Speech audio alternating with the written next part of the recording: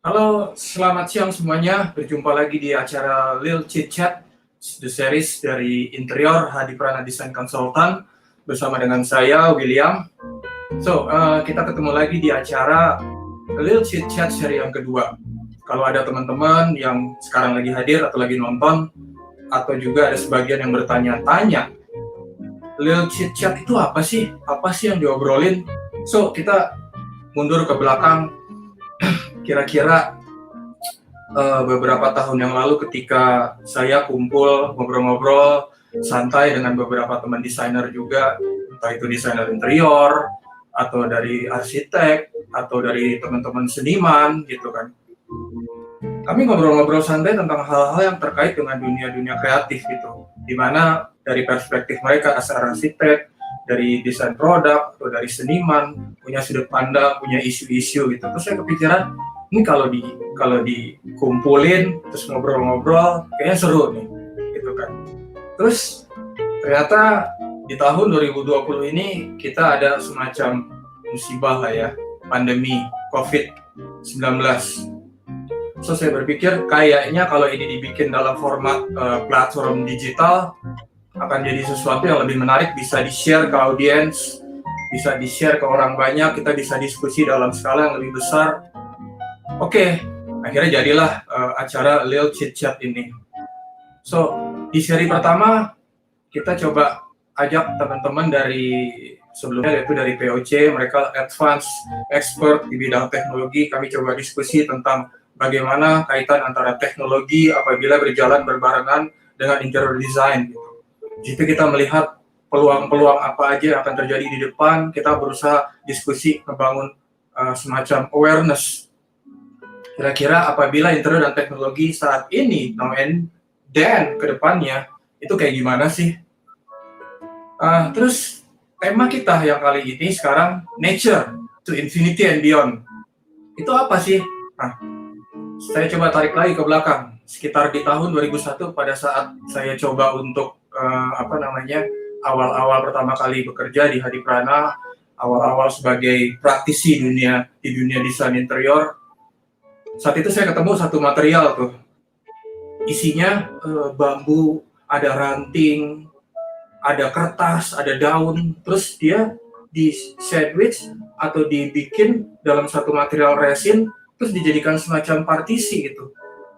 Ini menurut saya sesuatu yang luar biasa, sesuatu yang mind blowing di saat itu ya, di tahun 2001 tersebut gitu. Lalu dalam perjalanan berikutnya, ketika di 2003 saya bersama dengan rombongan tim dari Interior Design Hadi Prana ke Jogja. Di situ melihat kerajinan dari enceng gondok.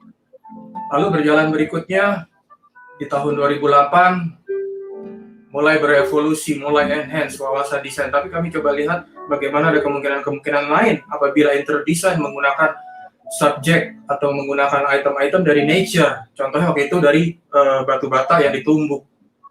Lalu di tahun 2018 ya kalau nggak salah, saya ketemu dengan Mas Surya dari Pineapple. Kita ada semacam FGD, Focus Group Discussion diselenggarakan oleh Pineapple. Kita ngobrol-ngobrol banyak tentang less furniture, tentang material kayu, rotan, dan sebagainya. Di tahun yang sama kalau nggak salah 2018 juga ketemu dengan Joko juga. Cerita-cerita tentang karya Joko, tentang olahraga dan basket. Kebetulan Joko teman kuliah saya. Perjalanan itu saya kepikiran, ini ada acara Lil Chit Chat, jadi kalau mereka saya ajak kumpul bareng, kayaknya seru nih. Di sini jadi kita coba ngebahas kira-kira bagaimana nature ini, resources-nya, apabila dilihat dari perspektif Mas Surya, Pineapple sebagai Less Furniture Company, expertise di situ. Joko bermain dengan bambu, unsur alam juga, lalu Hadi Prana, di mana proyek-proyeknya banyak juga mengerjakan dengan memakai unsur alam. Ini seru kalau saya ajak sini. Nah, di acara Lil Chit Chat ini, jadi kita akan ngobrol santai, kita akan diskusi, kita akan sharing pengalaman, sharing ilmu, atau kita akan ngangkat isu-isu yang berkaitan dengan natural resources ini, nature to infinity and beyond. Kita coba lihat ke depannya gimana. Mudah-mudahan dari diskusi ini kita bisa memberikan semacam wacana, semacam paradigma baru atau semacam question mark gede buat kita bersama. Nah, jadi pada hari ini, sesi kali ini, kita akan ada tamu-tamu tersebut. Jadi akan ada Mas Surya Hatta dari Pineapple, ada Joko, dan ada juga dari Hadi Prana pastinya, yaitu nanti akan diwakilkan oleh Yoga dan Dina.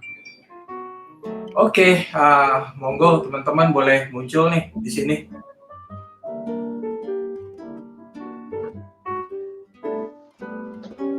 Halo semua. Yes. Ketemu lagi kita. Halo semua. Halo. Setelah dari backstage, sekarang kita on stage nih sekarang. Apa kabar semua? Baik Pak. Baik.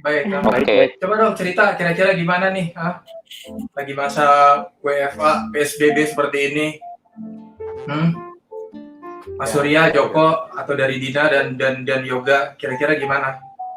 Atau kita tema nature ini nih, nature to infinity and beyond.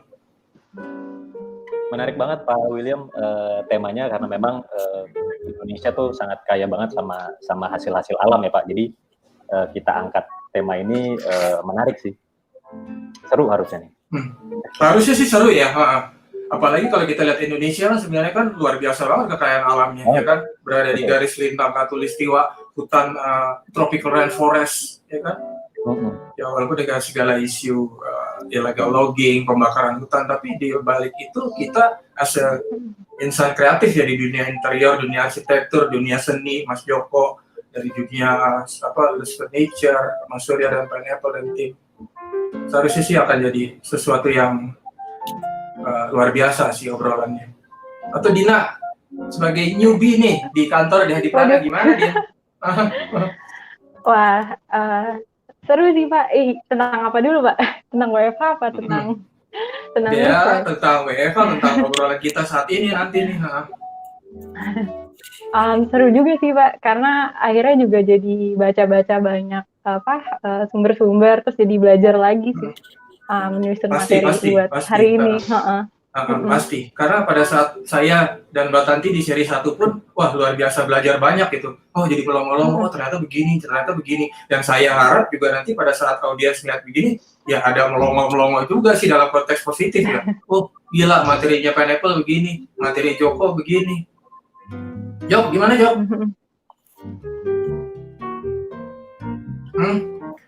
Wah, makasih udah dikasih kesempatan gua di sini. Komposisinya juga menarik ya menurut gua. Ada Mas Surya dari Pineapple, terus dari Hadi Prana gitu ya. Ya mudah-mudahan acara ini jadi kedepannya jadi promising, jadi bagus lah gitu. Kalau gue sih, kalau masalah WFA sih, saya sementara memang belum bisa berkarya yang project-project apalagi terutama di luar apa segala macam itu. Ya paling ngajar sih gitu so. Ngajar ya. Ya. Ngajarnya juga online kan pasti. Online. Di sini kita bisa dibilang kita ngajar dan diajar juga kok seharusnya. Saya diajar Mas Surya, diajar Joko, saling belajar Yoga. Sharing lah ya. Atau nanti dari pertanyaan audiens kita juga belajar loh. Yes. Ya kan? Yoga gimana ya? Oke. Ya, kalau gue sih yang paling rasain sih lebih ke WFH-nya ini ya. Jadi banyak hal yang berubah dari kebiasaan yang kita lakukan gitu kan. Terutama ya dampaknya terhadap pekerjaan pasti kan. Kita meeting juga harus online gitu kan. Ngerjain pekerjaan juga, sistemnya komunikasi juga online gitu. Jadi banyak berubah lah gitu dari cara bekerja kita gitu. Nah, terkait sama topik pembicaraan kali ini sebenarnya menarik ya, gimana kita nanti melihat ke depannya tuh gimana sih terhadap kekayaan alam kita, terhadap alam gitu. Gitu sih, Mas. Oke. Jadi setelah kita ngobrol-ngobrol, saya pengen baca ini kira-kira, orang pasti kan pengen tahu gitu, sekilas info CV dari masing-masing pembicara. Mulai dari pembicara 1 dulu nih, Mas Surya ya. Saya bacain, tapi sepintas saya baca pertama, wih gila, ini orang lulusan Madrid ternyata. Jadi Mas Surya Hatta lahir Samarinda 27 November 1986. Masih muda nih Mas Surya nih. Terus pendidikan 2004 sampai 2007 di Monash University Melbourne, ambil Bachelor of Business Marketing. Lalu berikutnya Mas Surya di tahun 2010 sampai 2011 ambil sekolah lagi nih di Spain, ngambil business school ya di Madrid ya. Iya Pak. Ala Madrid. Terus sayangnya bukan sekolah sepak bola di sana Pak. Terus work experience, wah ini lupa nih 2008-2010 di Jones Lang LaSalle Jakarta Property Consultant, 2012-2017 Industri Yamaha Cirebon, dan sekarang 2017 sampai saat ini di Pineapple Lifestyle Furniture as a CEO dan founder. Beberapa proyek kalau kita ambil dari let's say dari 2017, Marriott Garden Nusa Dua Bali, Samsara Ubud Bali, 2018 wah banyak nih, ada Conrad Bali, Melia Bali, Santika Premier Palembang, Freeport Indonesia, Shangri-La Bali, Novotel Cikini Jakarta, dan terakhir 2019 yang di highlight ini Renaissance Hotel Bali. Nah itu sekilas dari Mas Surya. Lalu kalau kita beralih ke Joko nih, Joko yang kayaknya paling banyak nih. Joko, ini dia nggak menyebut tanggalnya nih, so ini Jok, cuma nyebut tahunnya doang. Lahir 76. Tahunnya doang lah, cukup lah. Di Cimahi, Jawa Barat. Pendidikan 96. Oh, kata 96 ya Jok ya, adik kelas nih. 96 sampai 2001 ambil studi patung ya, seni patung di FSRD ITB. Adik kelas nih, teman basket nih mas saya nih. Posisi shooting guard nih Jok. Terus 2003, 2005 ambil postgraduate program di Bandung di ITB juga. Terus solo exhibition, beberapa yang menjadi turning point dari atau semacam leap of faith-nya dari Joko adalah 2001 Astakona Benda Galeri di Jogja, Indonesia. 2018 Green is Cool Too, Mindscapes Visual Art program di Esplanade Singapura. Terus kalau selected group exhibition, misalnya kita ambil dari 2015, Roots, Indonesia Contemporary Art, Frankfurter di Frankfurt, Germany. 2017, Yokohama Triennale, 2017, Island di Yokohama Museum of Art. Lalu 2018, Art Bali, Beyond Myth di Art Bali Collection Nusa Dua Bali. Terus Commission Works, kita ambil yang 2019 nih. Commission Work with Viral Tangerang, lalu 2019-2020. Commission Work at Desa Potato Head Seminyak Bali. Lalu aktivitas lainnya adalah sebagai pengajar ya di studio ISBI Bandung, dan Joko juga lagi melakukan research pelestarian patung cagar budaya studi kasus patung Hofland di Kabupaten Subang nih Jok ya. Yes, itu sebagian dari Joko. Kita lanjut ke pembicara berikutnya dari Hadi Prana yang akan diwakilkan oleh 2 orang. Jadi ada Yoga. Nah, Yoga yang paling simpel nih. 1 halaman. Lahir 25 Februari 83. Sekolah waktu itu di Universitas Katolik Sugya Pranoto Semarang 2001 sampai 2006, 5 tahun. Ya, standar lah ya. Terus sebelumnya pernah bekerja di IPU Semarang. Lalu setelah itu mulai melanjutkan di Hadi Prana. Nah, karya dari Yoga yang cukup fenomenal adalah terutama Movenpick Resort and Spa Jimbaran ya Yok ya. Jadi ini yang paling banyak menuai award dari berbagai macam sayembara desain baik interior maupun arsitektur. Lalu proyek-proyek yang Yoga sedang kerjakan di Hadi Prana sekarang adalah Grand Hyatt Hotel renovasi Jakarta, lalu ada rumah tinggal private residence di Jeruk Purut, terus ada apartemen di Makassar, sama ada juga private villa di Ubud gitu. Last but not least, the youngest, Dina. Apa kabar, Din? Baik, Pak. Baik. Baik. Dina, lulusan Universitas Indonesia 2014-2018, 4 tahun, wih, Medan. Lalu achievement lain yang Dina peroleh di pendidikan adalah di 2016 dapat awarded full scholarship by Chung-An University for the International Exchange Program di Seoul, Korea. Itu 20 Juni sampai 20 Juni sampai 20 Juli 2016. Lalu di tahun yang sama, 19 Januari sampai 4 Februari 2016 itu dapat juga awarded full scholarship by Universitas Indonesia for the International Exchange Program. Sama di Seoul di Korea Selatan juga. Lalu pengalaman kerja mulai start Juli 2019 ya, sampai sekarang. 1 tahun 2 bulan. 14 bulan berarti ya. Beberapa proyek yang sedang dikerjakan Dina. Jadi ada apa aja nih, Din?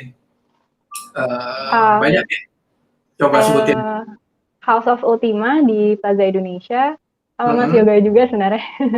Terus juga rumah tinggal di Jeruk Purut dan renovasi hotel di Bandung sama Mas Yoga. Nah, satu lagi nih, Dina di kantor sebagai salah satu walking or living mentor bahasa Inggris buat saya, karena ternyata beliau Dina sebagai apa, Din? Boleh dijelaskan?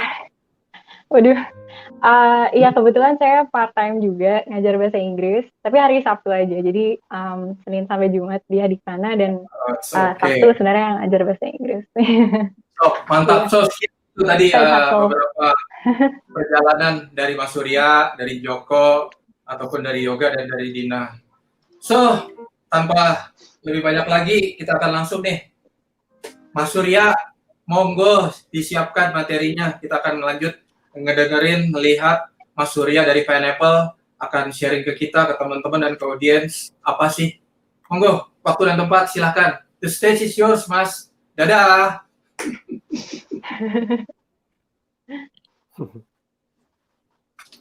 Oke, terima kasih Pak William. Mungkin kita ada video dulu, bisa kita play.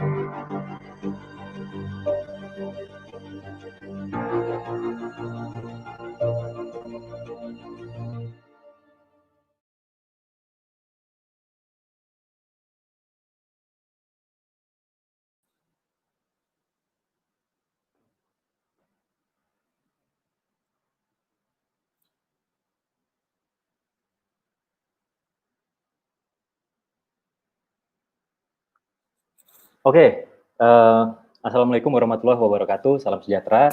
Selamat siang teman-teman semua. Thank you Pak William untuk introduction-nya dan juga untuk undangannya untuk kita bisa ikut bareng diskusi di kesempatan hari ini. Dan pada acara Lil Chit Chat seri kedua ini, kita akan mengangkat tema Nature to Infinity and Beyond. Nah, bicara nature, mungkin kita familiar dengan istilah God was in a good mood when he created New Zealand. Gitu. Jadi keindahan alam New Zealand memang luar biasa banget, itu membuat banyak orang tercengang dan seakan berpikir, wah Tuhan tuh moodnya lagi bagus waktu dia menciptakan New Zealand. Tapi kemudian mungkin banyak yang lupa atau nggak sadar bahwa God was very generous when he created Indonesia. Jadi semuanya tuh dikasih gitu. Alam kita benar-benar luar biasa banget gitu. Minyak bumi punya, gas bumi ada, emas, perak, batu bara, flora, fauna, kita bicara biota laut luar biasa, tanah yang luar biasa subur, kita tanam tongkat bisa tumbuh pohon. Jadi benar-benar God was very generous when he created Indonesia. Dan salah satu kekayaan alam yang dianugerahkan Tuhan pada bumi Indonesia ini adalah rotan. Nah, ini yang kita mau angkat pada kesempatan kali ini. Jadi mungkin introduction sedikit untuk teman-teman yang belum kenal, saya Surya Hatta dari Pineapple Lifestyle Furniture. Rotan itu punya tempat yang sangat spesial di hati kami. Jadi perjalanan perusahaan kami dimulai dari tahun 1988, justru kita mulainya dari hulu industri sebenarnya. Jadi kita pada saat itu sebagai supplier bahan baku rotan. Kemudian kami maju selangkah menjadi produsen dan kemudian eksportir dari produk-produk furniture berbahan baku rotan. Kemudian di tahun 2001 kami melebarkan pasar kami dengan memproduksi juga outdoor furniture lewat perusahaan yang kami namai Universal Furniture Industries. Material utamanya adalah frame aluminium dan anyaman rotan sintetik. Kedua perusahaan ini, baik itu Indosuria Mahaka maupun Universal Furniture, fokusnya adalah kepada ekspor. Jadi belum main pasar dalam negeri. Nah, kemudian baru di tahun 2016 kami mendirikan Pineapple, mungkin agak terlambat tapi it's never too late, khusus untuk meng-cater project-project dalam negeri. Jadi kami di Pineapple mensuplai hotel-hotel, restoran, dan kafe, kami mensuplai loose furniture. Dan hingga saat ini sudah ada beberapa project yang kami garap, dan diantaranya banyak juga project-project barang Hadiprana, yaitu di Anvaya, itu ada di Kuta, di Bali, kemudian sama Movenpick yang tadi sempat disebut juga sama Pak William, Santika Premier Palembang, dan masih banyak lagi. Pabrik kami sendiri terletak di Cirebon, dan setelah 30 tahun lebih kita berkiprah di industri furniture ini, alhamdulillah kita sudah punya fasilitas produksi yang cukup lengkap. Jadi kami punya Kilendra facility sendiri, kami juga punya powder coating line sendiri, ya kan. Area produksi kami mencapai 15 hektar, diawaki ribuan tenaga terampil, dan hingga saat ini alhamdulillah kami bisa mencapai kapasitas produksi hingga 150 kontainer per bulan. Tidak selalu penuh sih memang karena kadang juga masih underutilized dan oleh sebab itu kita masih perlu juga order dari teman-teman semua. Nah, Rotan seperti saya bilang tadi, Rotan memiliki peran penting bagi kami, bahwa kemudian seiring berjalannya waktu, kami memang menggunakan banyak material lain seperti kayu, besi, aluminium, rotan sintetik, rope, dan lain-lain. Kami bisa ada hari ini itu we owe it all to Rotan, gitu. Jadi itulah mengapa hingga hari ini kami masih banyak sekali memproduksi furniture berbahan baku rotan, tentunya dengan desain dan gaya yang sudah disesuaikan dengan perkembangan zaman dan selera pasar hari ini. Nah, mungkin masyarakat juga sudah lumayan familiar sebenarnya dengan kata rotan gitu. Cuman banyak yang nggak tahu rotan itu seperti apa sih. Ya kan, rotan itu banyak yang kira, oh itu kayak pohon ya Pak, oh itu kayak bambu ya. Nah, inilah tampilan rotan di alam liar. Gitu. Jadi rotan itu merupakan tanaman spesiesnya palem sebenarnya. Nah, tumbuhnya menjalar dan merambat. Bentuknya bulat kayak pipa gitu, memanjang, ukurannya bervariasi dari yang kecil mungkin sekitar 2 milian sampai yang besar 5-6 cm diameternya itu ada, dan tubuhnya itu ditumbuhi duri-duri gitu. Seperti kita lihat di gambar yang di kanan ini, duri-duri pada tubuh rotan ini memungkinkan rotan itu memanjat dan menumpang berseliweran di pohon-pohon di hutan tropis. Gitu. Jadi selain daripada itu juga sebagai perlindungan terhadap herbivora. Nah, panjangnya rotan itu sendiri ada yang bisa bahkan sampai mencapai ratusan meter. Sebagaimana saya sampaikan di awal tadi, jadi Indonesia itu sangat kaya akan hasil alamnya. Nah, rotan itu salah satunya. Jadi 80% populasi rotan dunia itu bisa ditemukan di Indonesia. Jadi mostly di Sumatera, di Kalimantan, di Sulawesi, dan sisa 20% populasi rotan dunia lainnya itu adanya di negara-negara tetangga seperti di Thailand, di Malaysia, Filipina ada, sebagian di Sri Lanka, India itu juga ada tapi sedikit. Jadi mostly adanya di Indonesia. Jenisnya sendiri sangat banyak dan beraneka ragam. Jadi ada 600 jenis spesies rotan di dunia dan 312-nya itu ada di Indonesia. Nah, Cirebon sendiri itu bisa dibilang adalah pusat anyam dunia ya sebenarnya ya. Jadi itu adalah the Silicon Valley of weaving kalau saya bilang. Memang Cirebon bukan kota penghasil rotan, tapi Cirebon adalah tempat penghasil tenaga penganyam yang paling terampil dan terbaik. Gitu. Itulah kenapa banyak sekali kita temukan perusahaan-perusahaan rotan atau perusahaan yang gaya furniture anyaman itu banyak kita temui di Cirebon.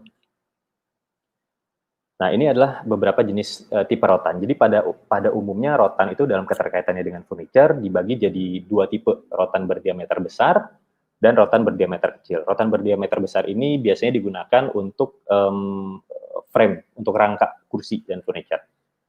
Beberapa nama-nama yang paling sering kita dengar adalah Manau, Semambu, Batang, Tohiti, Seel, dan lain-lain.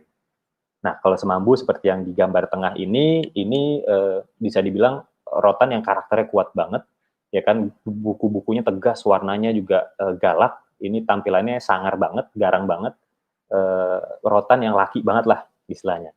Nah, kalau yang di sebelah kiri ini adalah rotan Manau, sering disebut sebagai rotan terbaik di dunia, karena memang rotan ini rotan yang paling kuat, paling tahan terhadap kutu, ya kan, di samping itu juga lentur dan bisa dibentuk jauh lebih elastis dibandingkan tipe-tipe lainnya. Nah, kemudian ini juga ada pengelompokan lagi, rotan poles, rotan setengah poles, itu tergantung dari seberapa banyak kulitnya dibuang ya, gitu. Kalau untuk rotan dengan diameter kecil, itu biasanya digunakan sebagai bahan anyaman. Jadi beberapa tipe yang sering kita jumpai adalah pulut putih, pulut merah, rotan selimit, lacak, jawit, sega, lambang, dan lain-lain. Nah, rata-rata ini sebenarnya mereka masih ada kulitnya, jadi masih skin on seperti di gambar ini selimit, pulut merah, pulut putih itu masih ada kulitnya. Nah, kalau rotan yang masih ada kulitnya ini sebenarnya dia punya perlindungan ekstra terhadap kutu dan juga cuaca, jadi lebih kuat karena ibaratnya ada jaketnya gitu, ada yang melindungi. Hanya saja aplikasi warnanya masih terbatas sehingga tidak bisa terlalu bervariasi kalau ada kulitnya. Kalau mau bervariasi warnanya, kita bisa menggunakan yang namanya fitrit. Nah, fitrit ini adalah dagingnya rotan. Jadi rotan itu batangnya dikupas, kulitnya dikupas, diambil dagingnya aja. Itu yang disebut fitrit, dan itu bisa diaplikasi warna sangat beraneka macam. Kita bicara karakteristik rotan sekarang. Jadi rotan itu dibilang, pada hakikatnya rotan itu bisa dibilang adalah material yang sangat eco-friendly. Dia environmentally friendly karena tumbuh dan dipanennya rotan itu tidak mempunyai efek yang signifikan terhadap kondisi hutan. Misalnya berbeda dengan kayu. Kalau kayu itu kan kita kalau ditebang itu deforestation tuh ngaruh banget di isu-isu global warming dan lain-lain. Karena kita tahu pohon-pohon hutan-hutan tropis Indonesia itu adalah salah satu dari paru-paru dunia yang paling penting. Gitu. Nah, kemudian memanen rotan itu tidak sulit, jauh lebih mudah dan murah dibandingkan kita memanen menebang pohon. Kalau nebang pohon harus pakai chainsaw gede, kemudian harus pakai traktor ngangkut kayu gelondongan gede-gede banget. Kalau panen rotan jauh lebih simpel. Jadi biasanya petani-petani rotan itu mereka cuma bawa parang, mereka bawa parang ke hutan, mereka tebas-tebasin batang-batang rotan itu, dibuang duri-durinya, kemudian digulung dan diangkut, dipikul. Nah, kan nggak mungkin kalau kita mikul lok-lok kayu yang gede gitu. Kemudian rotan itu juga punya usia tumbuh yang lebih cepat dibandingkan kayu. Kalau kayu itu bisa perlu puluhan tahun untuk dia tumbuh lagi. Kalau rotan itu siklus panennya lebih cepat, dia bisa 2-3 tahun sudah bisa dipanen kembali. Nah, rotan juga sering dipakai karena rotan itu sangat fleksibel, mudah dibentuk dan menyesuaikan dengan desain. Rotan itu ringan tapi dia tetap kuat, dan seperti kami sampaikan tadi juga istilahnya paint reseptif mungkin ya, jadi dia banyak treatment warna dan finishing yang bisa bermain dengan rotan, especially kalau skinnya sudah dibuang. Namun kemudian sama halnya dengan bahan atau barang natural ya, barang alam ya, rotan itu juga bukan barang yang sakti gitu. Jadi dengan segala kelebihannya, dengan segala kecantikan, keunikannya, rotan tetap punya limitasi dan kelemahan juga gitu. Jadi musuh rotan yang pertama itu adalah air. Itulah kenapa rotan itu banyak aplikasinya di indoor saja gitu. Karena kalau kena basah itu lama-kelamaan bisa jamur, ya kan, bisa lapuk dan rusak nanti. Tapi kemudian kita juga kalau bicara kayu kan juga ada kayu-kayu yang khusus untuk outdoor dan kayu untuk indoor. Kalau kita bicara kayu outdoor, mungkin kayu jati atau kayu ulin, tapi kalau kayu seperti mahoni atau kayu karet, penggunaannya juga terbatas pada indoor. Nah, kemudian musuh rotan yang kedua itu adalah kutu. Nah, sama seperti kayu yang bisa kena rayap, rotan itu musuhnya tuh bisa potensi kena kutu dan itu bisa jadi bubukan. Jadi rotan itu bolong-bolong dan keluar bubuk-bubuk gitu. Jadi treatment memang harus optimal. Tapi kembali lagi ini adalah barang alam ya. Jadi tetap ada limitasi in terms of daya tahan dan juga mungkin aplikasinya. Gitu. Bicara soal aplikasi rotan, jadi sebenarnya masyarakat itu sudah dari zaman dahulu sudah sangat akrab sekali sebenarnya dengan penggunaan rotan ya. Traditionally rotan itu teman-teman di suku Dayak di Kalimantan banyak menggunakan itu untuk menganyam lampit atau tikar. Kemudian mereka juga menggunakan tas atau keranjang dari rotan. Ya kan, kalau mulai agak modern mungkin rotan kita temuin jadi gebukan kasur atau jadi frame kasur juga, frame ranjang sama bola sepak takraw. Nah, kalau kita bicara zaman dulunya lagi itu juga rotan digunakan sebagai senjata. Jadi dikombinasikan dengan metal, mungkin kemudian diasah, ya kan, itu menjadi senjata perang gitu. Bahkan sampai sekarang kayaknya penggunaan cambuk mungkin yang untuk hukum adat di Aceh, correct me if I'm wrong, kalau nggak salah itu juga ada yang memakai rotan. Bahkan kalau waktu saya kecil juga saya pas lagi bandel itu disabetnya pakai rotan juga. Sabet lumayan pakai rotan yang mungkin sekitar 5 mili gitu, ya kan. Nah, itu kena bisa berdarah tuh. Makanya mungkin rotan mendarah daging karena itu juga di saya. Gitu. Tapi ya ini kurang lebih aplikasi-aplikasi zaman dulu ya.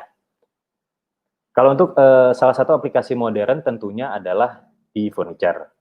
Nah, kami di Pineapple punya slogan itu Tropical State of Mind, di mana kami mengangkat furniture-furniture dengan gaya tropis sebagai ciri khas furniture kami. salah satu jagoannya tentu saja adalah furniture rotan. Ini adalah beberapa koleksi kami yang menggunakan rotan sebagai fitur utama, baik itu untuk frame, baik itu untuk anyaman, tentunya dengan desain-desain yang mengikuti perkembangan zaman juga, nggak jadul-jadul amat lah gitu. Nah, kita juga bisa lihat di sini bagaimana kita memanfaatkan sifat rotan yang lentur, sehingga rotan itu bisa dibentuk sedemikian rupa menyesuaikan desain kita.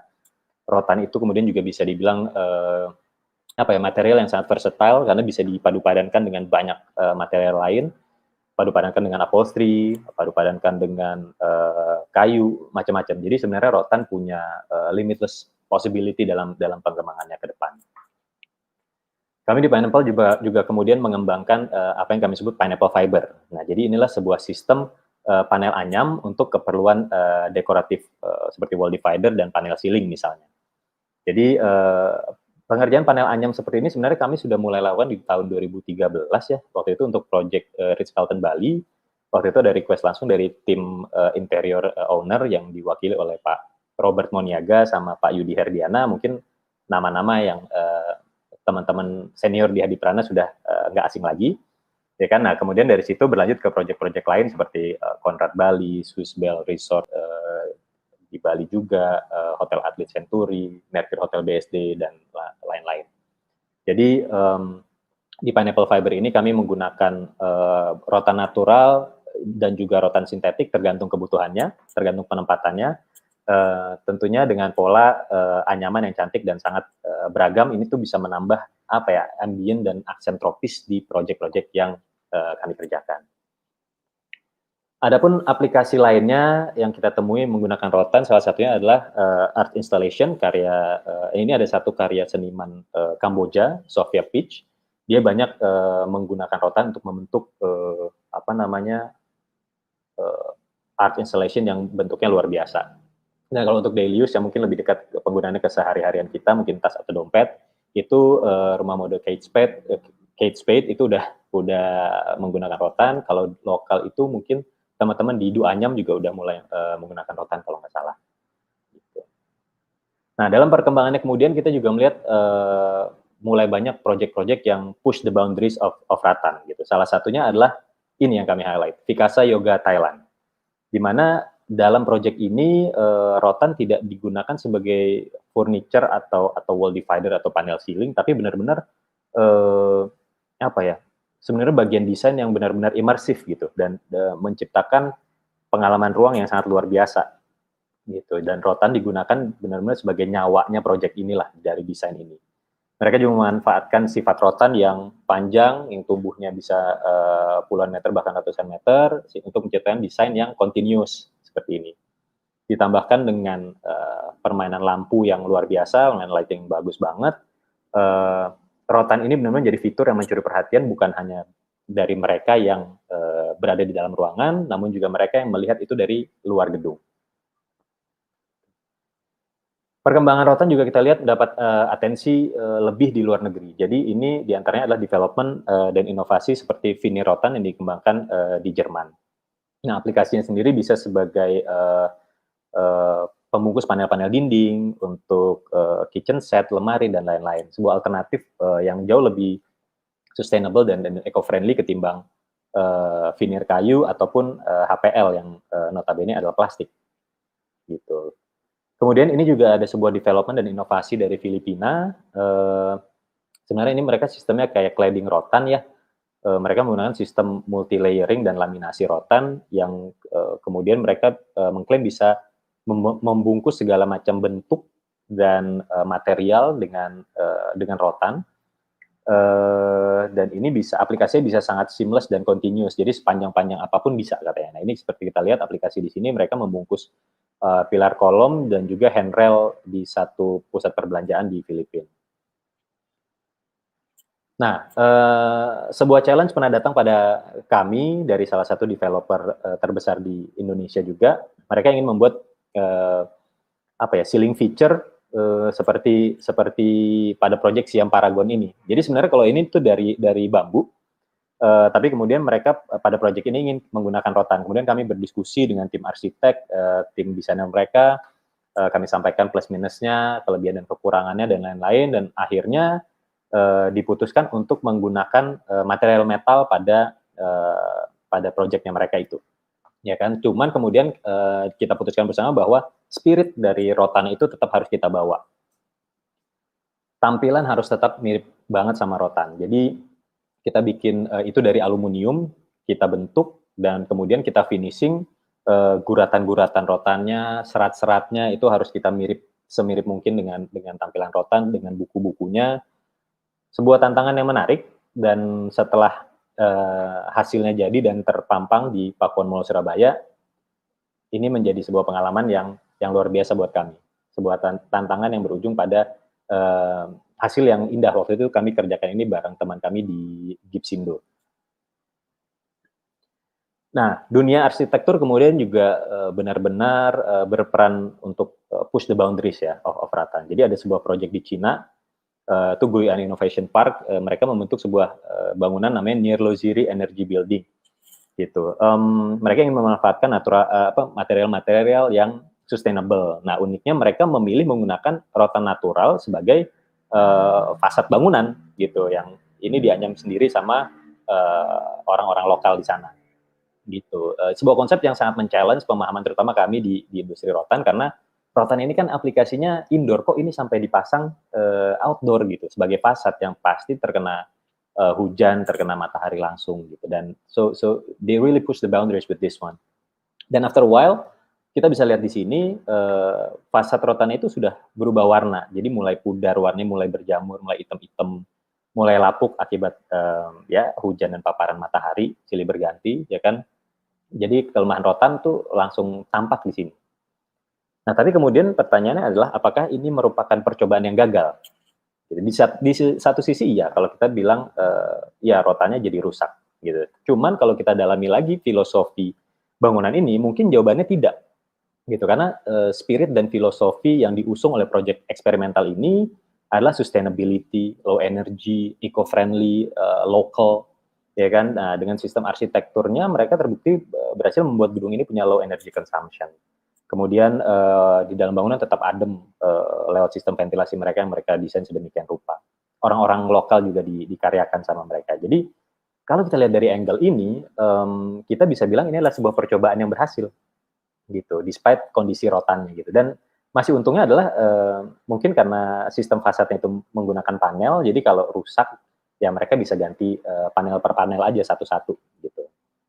Nah, kedepannya sendiri kita perlu lebih banyak lagi penelitian dan eksperimen-eksperimen semacam ini sih, especially di Indonesia untuk lebih mengeksplor rotan.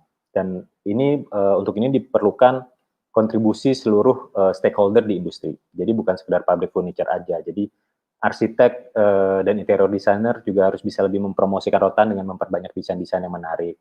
Desainer produk harus lebih banyak mengangkat produk-produk rotan. Beruntung kita punya teman-teman seperti Alvin Citrowiryo, Abi Abdillah yang tetap setia di rotan. Nah, kita perlu orang-orang seperti mereka lebih banyak lagi. Universitas juga sudah harus memperkenalkan rotan kepada mahasiswa-mahasiswa mungkin sedari dini sehingga mereka punya pemahaman lebih mengenai rotan, karakteristiknya bisa dijadiin apa. Ya kan, teman-teman produsen finishing material juga harus bisa lebih ngulik lagi mengenai treatment supaya mungkin one day itu benar-benar bisa completely bisa usable outdoor. Dan tentunya peranan pemerintah nggak bisa ketinggalan nih. Jadi in the past kebijakan pemerintah untuk menyetop ekspor bahan baku itu sudah sangat menolong industri, dan itu kita sangat appreciate, dan kedepannya kita harap itu bisa terus berjalan. Nah, Bapak saya pernah bilang kalau Indonesia mau jadi juara dunia, jadilah juara dunia di rotan. Karena kita sudah punya head start yang jauh lebih di depan ketimbang negara-negara lain. Jadi kita itu punya rotan paling banyak loh. Jadi kita punya head start yang luar biasa. Rotan juga adalah salah satu wajah bangsa Indonesia. Jadi jangan sampai diklaim negara lain dulu, baru timbul kecintaan kita terhadap rotan. Dan di era sustainability ini, di era renewable energy, eco-friendly, saya rasa kalau kita ingin meninggalkan bumi ini dalam kondisi yang lebih baik ke anak cucu kita, mungkin rotan bisa jadi salah satu kunci utamanya. Saya rasa itu dari saya dan teman-teman di Pineapple. Mungkin saya harap ada manfaatnya bisa di-share ke teman-teman. Pak William, saya kembalikan ke Pak William dan teman-teman di floor. Terima kasih. Wih, luar biasa. Closingnya, teman nggak? Saya hebat. Nggak ada nih di rehearsal sebelum-sebelumnya nih. Sengaja disimpan gitu. Gitu. Kira-kira kurang lebih itu Pak dari kami. So, hopefully bisa ada manfaatnya lah kita sharing ke teman-teman kan. Sebenarnya sih kalau bicara kurang sih pengen nambah lagi waktunya dengerin. Nambah lagi ya. Lebih banyak kuliahnya, lebih banyak materinya yang di-sharing gitu. Iya. Kalau lebih, ya ini udah beyond expectation dari saya sih, dan mudah-mudahan dari audiens juga. Tadi kalau saya lihat komen ya, misalnya dari Ben Valdi, setuju. Sekarang rotan merupakan salah satu bahan yang cukup baik. Ya, saya setuju juga gitu. Ternyata begitu, apalagi di sharing ya, apalagi dalam kemarin masa rehearsal kita gitu ya. Saya personally banyak belajar tentang ini, this kind of material nih, this rotan ini. Gitu. Ya, teman-teman mungkin yang di sini di forum juga ngerasain hal yang sama kali ya. Iya. Ya, sama. Karena memang masih luas banget sih Pak, eksplorasi rotan ini masih banyak yang harus kita eksplor lebih lanjut sebenarnya. Gitu. Betul. Jadi menurut saya spirit, apalagi kan tadi di Mas Surya bilang bahwa di Pineapple tuh ada kayak semacam tagline, ya kan, ada semacam apa ya tadi tulisannya Tropical state of mind. Jadi based on dari sini tentu kan akan mendrive ke aspek-aspek dan approach lainnya gitu. By the way Mas, ini boleh tolong dielaborate lagi Mas tentang tropical state of mind ini? Oh ya, jadi itu adalah tagline kita Pak. Jadi spirit kita, karena kita memang dari awal conception kita adalah kita pengen what we want to do is we want to bring nature closer to home gitu. Jadi kita di Pineapple banyak sekali menggunakan material-material natural seperti rotan, kayu, karena feel-nya itu nggak bisa di-replicate dengan barang-barang yang non-natural, Pak. Gitu. Jadi itu yang benar-benar kita angkat. Oke. Terus kita juga lihat nih, monggo, kenapa, sorry. Oh ya, dan mungkin karena itu juga, jadi banyak justru proyek-proyek kita memang ini proyek-proyek hotel yang di Bali Pak, karena mungkin feel-nya lebih resort, lebih cottage gitu. Walaupun sebenarnya mungkin aplikasinya untuk sampai ke wilayah urban juga cukup menarik sebenarnya. Ya kan, di tengah konkret jungle gitu, ada sentuhan-sentuhan alam, itu something different, memberikan kesejukan tersendiri kan Pak, jadinya Pak. Bukan hanya kesejukan sih, tapi juga bisa juga ya soften si concrete and steel jungle tersebut kan. Kok ini tiba-tiba ada 1, 2, 3 pieces di sana, spot ada rotan di sini ya kan, soften the ambience. Benar. Atau Joko ada perspektif lain kali Joko, as a sculpture, lihat dari perspektif Joko. Joko di mute. Kalau tadi dengar presentasinya, bawaannya pengen nyebrang material nih. Ayo Pak Joko, kita eksplor rotan. Nggak tahu nih, jadi ya mungkin kolaborasi ke depannya yang menarik banget sih. Tiba-tiba jadi banyak ide gitu ya. Ngelihat material yang ya sebenarnya mirip sih. Mirip, dia punya buku, punya ruas juga kan dia. Gitu. Diameternya memang beda gitu. Bawaannya pengen nyebrang gitu. Siap collab Pak. Sip. Kalau di Prana gimana? Kan kayaknya pernah kan kerjasama ya di Movenpick Jimbaran, terus di Advaya ya. Advaya, betul. Santika Premier Palembang juga Pak. Santika Premier Palembang. Itu gimana kira-kira melihat si produk atau material rotan ini? Karena di Prana banyak tuh proyek-proyek yang resort juga kan? Ya, kalau dari kami, dari Adiprana sih sebenarnya menggunakan material rotan sebenarnya sangat membantu ya.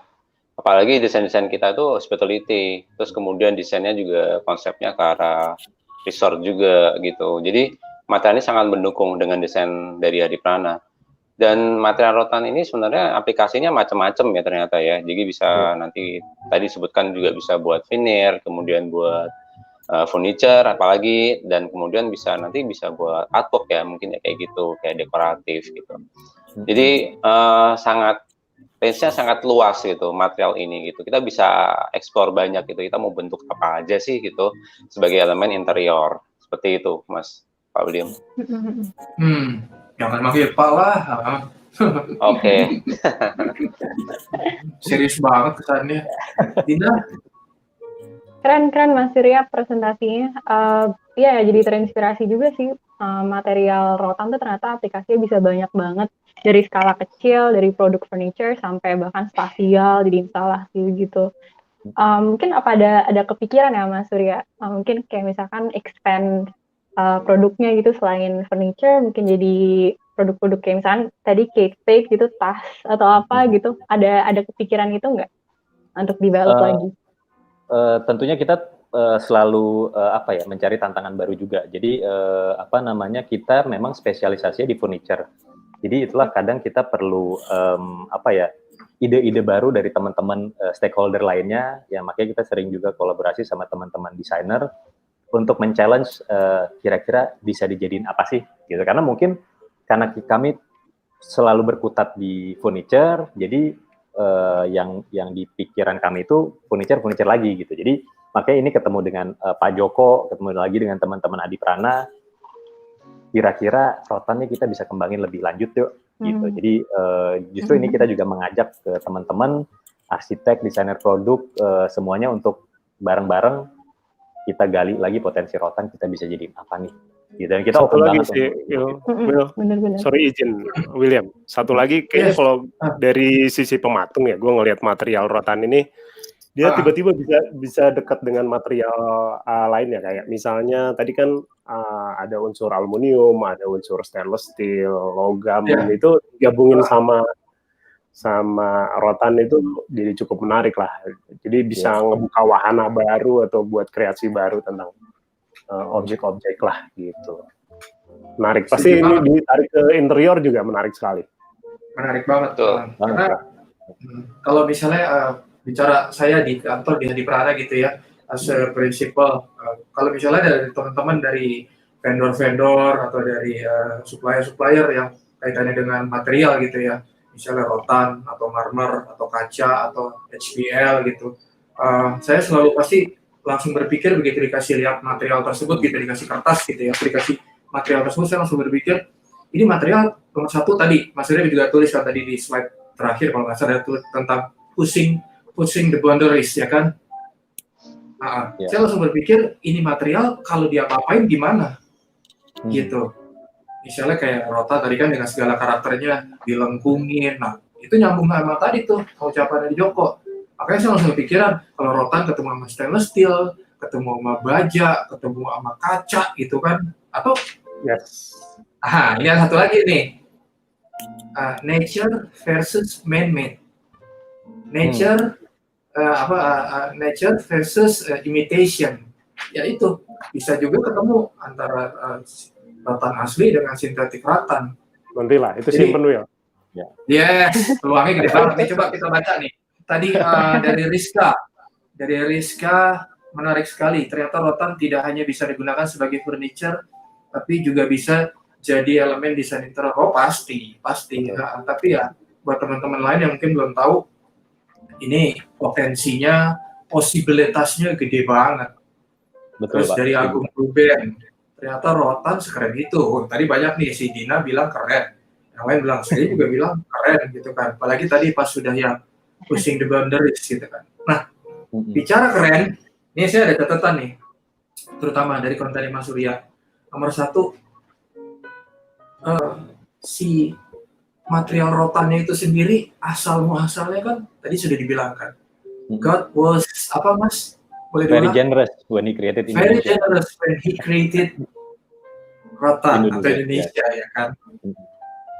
Nah, rotannya sendiri udah keren lahirnya. Asal muasalnya udah keren. Terus manusia kita, orang-orang yang bekerja di bidang kreatif atau teman-teman lain yang lagi nonton, itu bisa membuat menjadi double atau triple keren gitu. Tapi tadi kan Mas Surya juga sempat bilang kan, salah satu dari musuh dari rotan adalah tadi apa? Kutu, ya. Ya, betul. Air. With all due respect ya, kalau menurut saya, ini buat kontroversi. Manusia itu juga salah satu musuhnya dari rotan. Benar kan? Betul Pak. Iya. Kalau kita nggak bijaksana, nggak proporsional menggunakannya, habis. Ya kan? Iya. Akhirnya ya goodbye Milo si rotannya ini. Iya. Gitu. Memang Terus, perlu ini sih Pak, atensi lebih juga Pak. Jadi kalau dari yang kita baca-baca, sebenarnya rotan itu kan bisa dibudidayakan Pak, dibudidayakan, dan itu sebenarnya sudah dilakukan sama lembaga-lembaga penelitian, terus perhutani, Kementerian Kehutanan gitu. Cuman mungkin untuk bisa menjaga kelangsungan ke depannya perlu ditingkatkan lagi Pak. Iya. Perlu ditingkatkan lagi. Awareness-nya. Benar, walaupun memang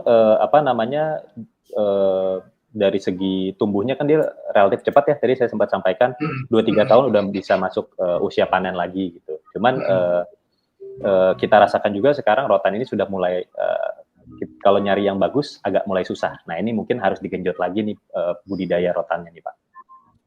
Oke. Terus ada juga tuh komentar dari Wawan Iswandi.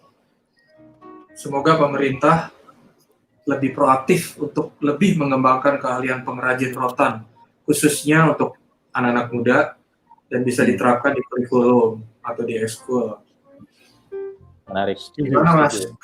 Setuju. Tadi kan juga Mas Surya di slide terakhir juga bilang kan ada kolaborasi dengan seluruh stakeholders. Salah satunya pemerintah, salah satunya lagi akademis, ya kan? Betul. Karena kalau dengan kayu Pak, itu kita tahu ada sekolah Pika ya yang di Semarang. Itu kan mengajarkan Pika, itu mengajarkan teknik kayu, sifat-sifat kayu, bisa dijadiin apa segala macam. Nah, sekolah rotannya justru harusnya kan di Indonesia ada, cuman ini belum ada nih.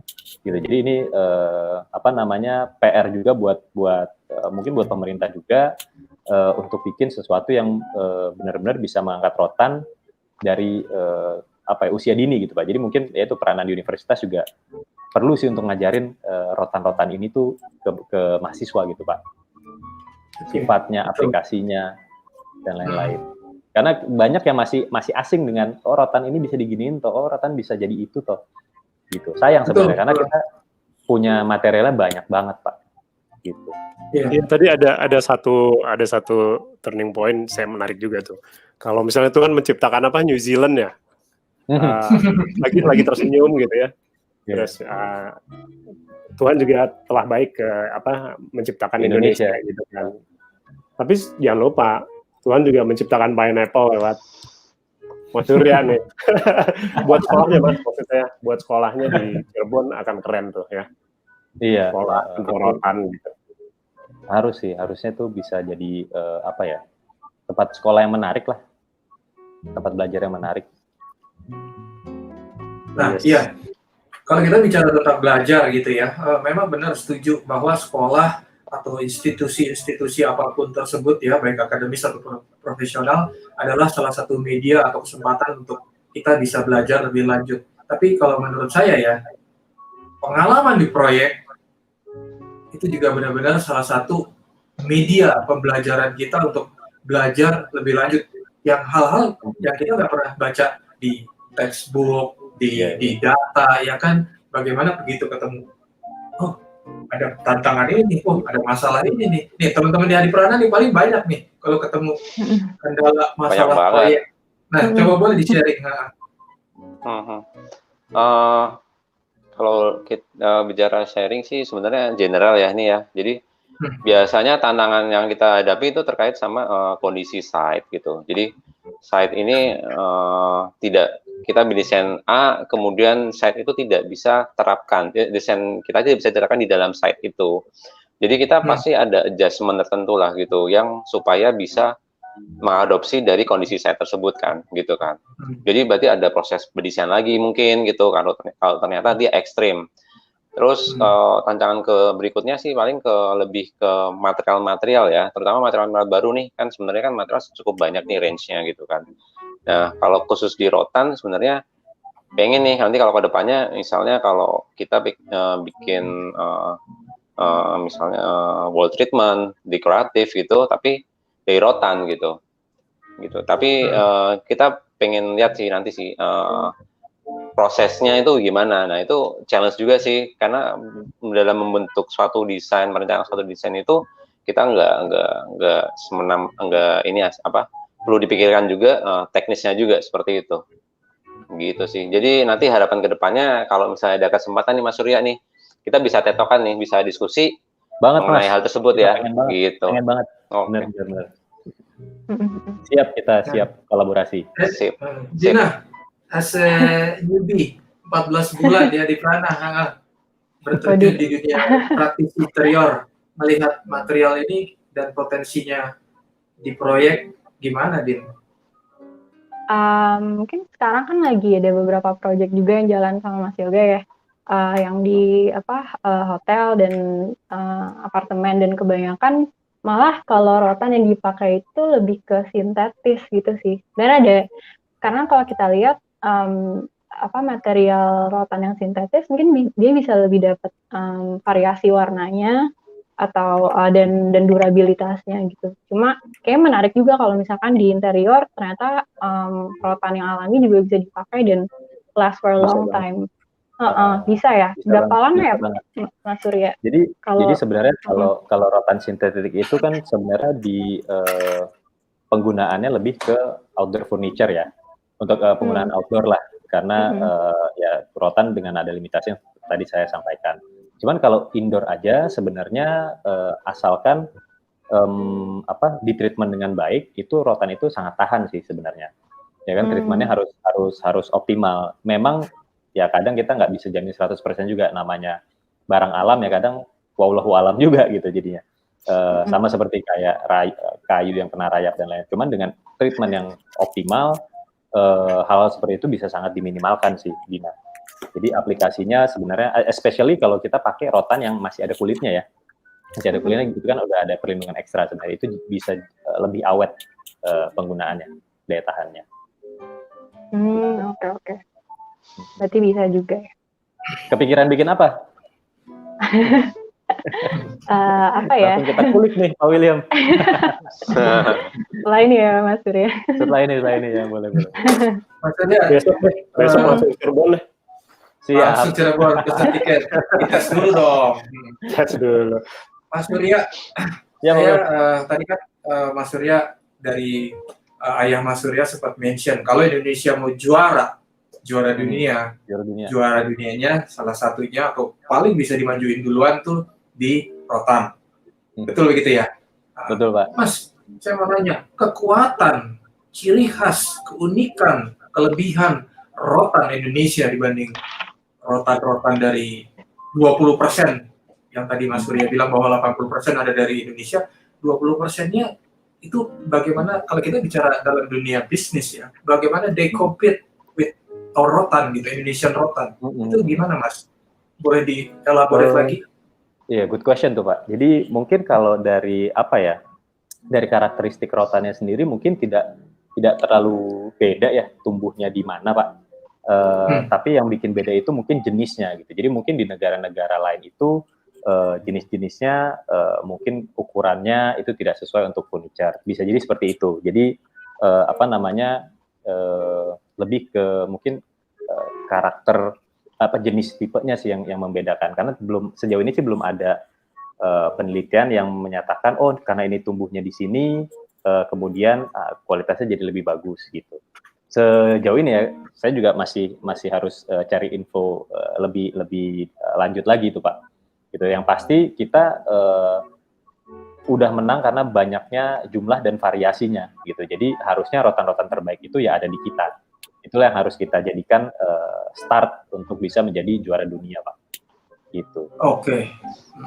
Dan ditambah lagi memang orang-orang kita punya keterampilan itu untuk nganyam, untuk mengolah rotan.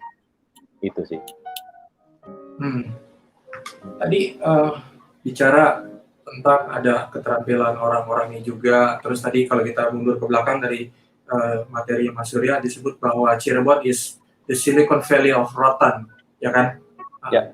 Kalau saya personal begitu membayangin atau dengar kata Silicon Valley, saya langsung dengar Silicon Valley, the first Silicon Valley-nya ya, itu dengan segala kecanggihan atau orang-orang IT atau produk-produk IT atau orang-orang atau jasa konsultan IT di situ. Nah, apabila ini kaitannya dengan Cirebon, bagaimana sih penetrasi teknologi atau kolaborasi antara teknologi dengan si rotan-rotan di dunia kerajinan di Cirebon, Mas, gitu. Sejauh mana teknologi berperan gitu? Jadi kalau bicara teknologi mungkin banyak yang teman-teman di industri furniture ini masih sangat apa ya Pak ya, tradisional lah dalam hal mengolah rotan gitu. Jadi karena rotannya sendiri juga kan kalau nganyam itu masih dianyam pakai tangan, masih sangat mengandalkan man-made Pak gitu. Jadi dan itu mungkin salah satu yang belum tergantikan ya, dalam artian hasil man-made itu touch-nya, feel-nya juga berbeda lah dibandingkan dengan yang kalau mesin gitu. Nah, teknologi-teknologi lain yang mungkin lebih ke pengembangan finishing material misalnya Pak, itu sudah teman-teman finishing produsen itu mereka sering sekali berkunjung ke pabrik-pabrik Cirebon untuk memperkenalkan inovasi-inovasi baru, mendevelop warna-warna baru. Jadi sudah cukup baik sebenarnya Pak. Cuman ya gimana pun masih bisa ditingkatkan lagi lah. Oke. Nah, cuman ya memang kalau kita lihat inovasi-inovasinya itu justru banyaknya dari luar negeri. Kalau tadi saya sampaikan ada yang di Filipina, ada yang di Jerman, itu yang sayang ya, kenapa ya gitu, kok malah bukan inovasi itu, pemikiran-pemikiran itu datangnya dari orang Indonesia sendiri gitu, yang mana material itu punya kita kok gitu. Jadi ya mungkin di satu sisi kutukan rotan itu juga Pak. Jadi mungkin Indonesia beruntung kita punya rotan. Tapi rotan mungkin belum, kalau si rotannya belum tentu dia merasa beruntung dia ada di Indonesia gitu. Ya kan, inilah yang PR buat kita bersama nih. Mungkin si rotan ini mikir, gila kalau gue ada di Jepang, mungkin gue udah dieksplor abis-abisan nih. Ya kan, bisa jadi ini, jadi itu. Sayangnya di Indonesia, nah nguliknya ini belum jauh gitu. Cuman saya ada sempat baca juga dan sempat diskusi mengenai ini sudut pandangnya menarik juga. Jadi mungkin karena rotan ini banyak tumbuhnya itu di negara-negara developing country lah Pak ya, atau bahkan third world countries gitu. Jadi belum banyak literatur atau buku-buku yang membahas detail. Seperti halnya misalkan kalau kayu di Amerika, di negara-negara maju itu kan juga kayu tumbuh, dan mereka punya 1001 literatur buku ya kan yang membahas bagaimana cara mengolah kayu. Nah, kita di negara-negara, notabene negara-negara third world countries atau negara berkembang, itunya masih kurang. Jadi ilmu pemahaman sendiri, teknologinya juga telat berkembangnya gitu Pak, dibandingkan kayu misalnya. Jadi ya itu sih Pak. Jadi PR bersama banget. Indonesia beruntung punya rotan begitu banyak, tapi si rotan ini sendiri mungkin dia ngerasa, aduh kok kita di Indonesia ya kan. Jadi ya benar-benar harus kita kulik banget sih. Iya. Mungkin kalau saya koreksi Mas, si rotannya masih bilang, oh saya belum beruntung. Belum. Nah, itu kata belum beruntung. Nah, makanya akan ada saya bilang bahwa ini adalah PR buat kita nih yang ada di sini nih. Buat saya, William, Joko, Dina, Yoga, sama ini nih, audiens nih. PR kita bersama. Iya, betul. Nah, ini ada pertanyaan nih dari, namanya sama, Pak William juga. Kebetulan saya kenal juga nih beliau nih. Mau bertanya, kami sebagai kontraktor harus mengendalikan BMW, biaya, mutu, dan waktu. Bukan BMW mobil nih. Saya juga nanya nih ke WhatsApp, Pak BMW apa nih Pak? Begitu. Kalau dari segi harga dibanding besi atau pralon, total efisiennya gimana ya? Ini tergantung penggunaannya kali Mas Surya ya? Iya betul Pak. Jadi mungkin kalau untuk kayak struktur bangunan itu punya keterbatasan sih, karena ukuran rotan itu sendiri kan tidak bisa sampai besar-besar banget. Mungkin diameternya umum itu maksimal sampai 5 cm, 6 cm, 7 cm gitu. Jadi tergantung penggunaannya juga nih, Pak William. Betul. Heeh. Sepertinya sih kalau dari pertanyaannya sih lebih ke arsitektural atau sipil nih, gitu. Iya kayaknya ya. Ya, betul kan ya. Gitu. Jadi kalau misalnya kita bicara dari segi harga, ya pasti jauh di bawah besi dan teman-temannya ya. Betul. Kalau dari segi peralon, ya juga pasti jauh lebih murah di bawah itu ya harganya ya Mas Surya. Nah, tinggal masalahnya apakah bisa diaplikasikan ke situ atau enggak gitu. Jangan sampai aplikasinya juga salah atau terlalu memaksakan gitu, Pak. Betul. Jadi mesti harus lebih spesifik lagi nih pertanyaannya. Tapi memang tadi dari beberapa penjelasan Mas Surya, dari beberapa diskusi di sini, more or less belum sampai ke tahap konstruksi sipil arsitektur gitu ya. Ya mungkin ini jadi PR juga buat kita.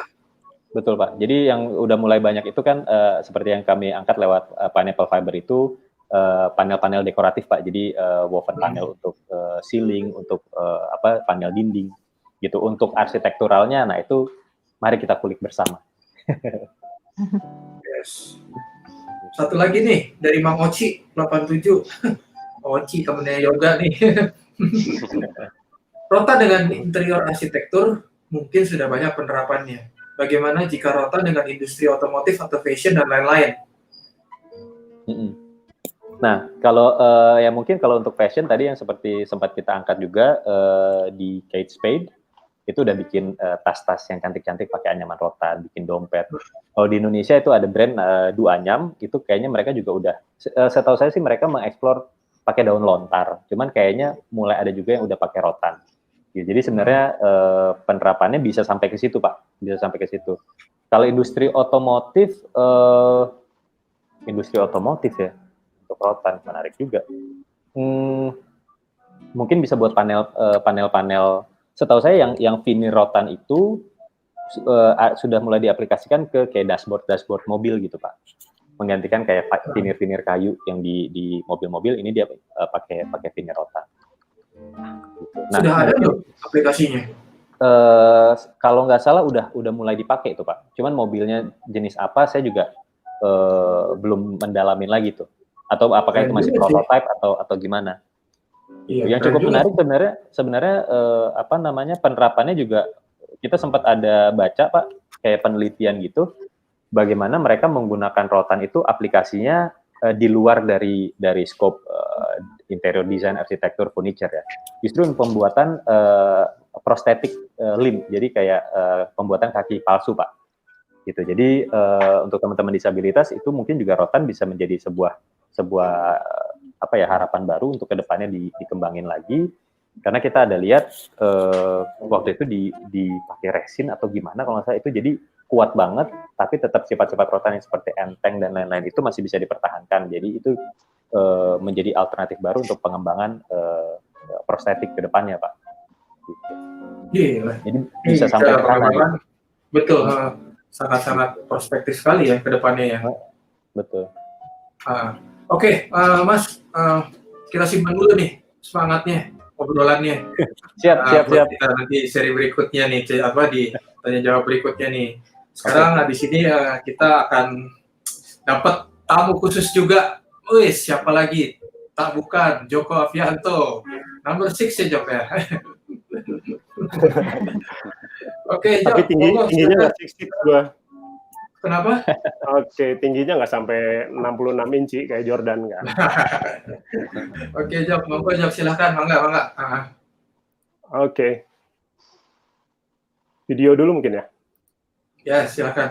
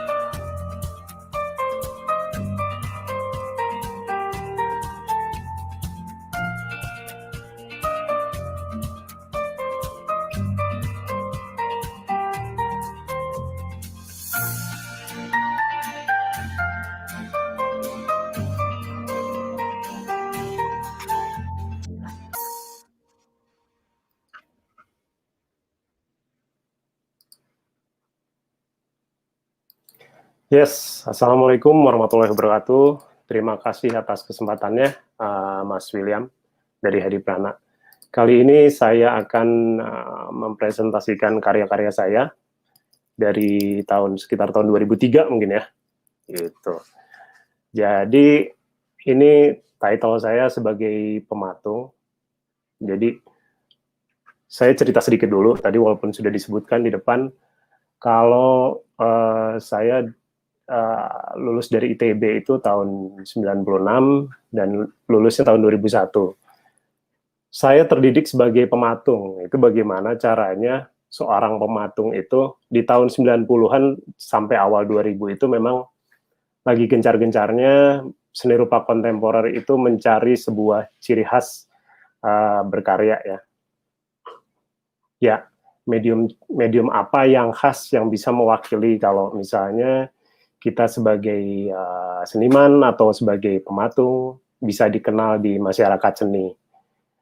Di contemporary art scene terutama di Indonesia, saya pikir ini menjadi penting, apalagi di scene tahun 2001 ketika mulai saya lulus itu banyak bermunculan seniman Indonesia tuh banyak mulai dikenal oleh masyarakat luas, masyarakat dunia juga gitu. Akan setiap ide-idenya gitu bahkan bisa mewakili Indonesia menjadi bagian seniman-seniman yang menjadi penting di dunia. Nah, saya berpikir saya sebagai pematung ini kalau muncul ke permukaan atau berjuang dengan kawan-kawan lainnya di contemporary arts itu ini apa ya pushing the boundaries-nya. Jadi saya bisa menembusnya dengan apa ya? Ya mungkin saya berpikir salah satunya dengan material gitu. Material yang saya pilih dalam seni patung kan sebenarnya banyak. Kita sebagai pematung bisa optionnya banyak. Bisa mengerjakan dengan batu, logam gitu ya. Kemudian metal gitu ya. Metal misalnya yang dicor. Tapi saya mencoba untuk sedikit keluar dari tradisi seni patung modern gitu. Nah, kok bisa sih katanya saya adalah seorang pematung, tapi kok pakai bambu gitu. Bambu ini saya coba untuk menjadi medium utama dan medium kekaryaan gitu ya untuk sebagai saya seorang seniman. Bagaimana prosesnya ketika ketika saya jatuh pilihan saya ke bambu itu cukup panjang gitu. Ini misalnya karya ini sebetulnya ide kekaryaan yang intinya sebuah anyaman gitu ya. Saya ingin membuat model dulu gitu. Idenya dari situ dulu. Nah, di tahun 2001 juga saya ngelihat bahwa bambu ini bisa berbicara di dunia seni kontemporer. Itu saya melihat karyanya Pak Tisna ya, Pak Tisna Sanjaya. Judulnya Berpikir dengan Dengkul di tahun 2000 ya. Itu tiba-tiba menjadi karya yang sangat penting, apalagi dengan kejadiannya ketika beberapa bulan dipajang, si karya ini dibakar gitu, untuk menjadi isu penting. Terus kemudian tahun 2001, masih tahun 2000, di akhir 2000, saya ngelihat satu karya yang cukup menarik, mind-blowing untuk saya. Ini karyanya Chow Gokiang di Asian Pacific Triennale di Australia. Nah, ini menjadi karya penting, tapi juga pada suatu hari ternyata ketahuan nih bahwa si bambunya ini bukan dibawa dari Cina. Jadi secara konsep runtuh sih gitu, karena seharusnya Chow Gokiang membawa materialnya ini langsung dari China, tapi ternyata akhirnya ketahuan bahwa ini adalah bambu Australia. Nah, saya berpikir pada saat itu ketika isu itu diangkat juga, wah ini menarik nih. Mungkin saya sebagai seniman generasi berikutnya bisa masuk ke peluang itu dalam artian memperbaiki bahwa material itu bisa berbicara di kemudian hari gitu. Nah, bambu itu sebetulnya ketika saya mempelajari tahap demi tahap, ternyata banyak sekali fakta-fakta yang cukup menarik ya material ini. Jadi salah satunya misalnya adalah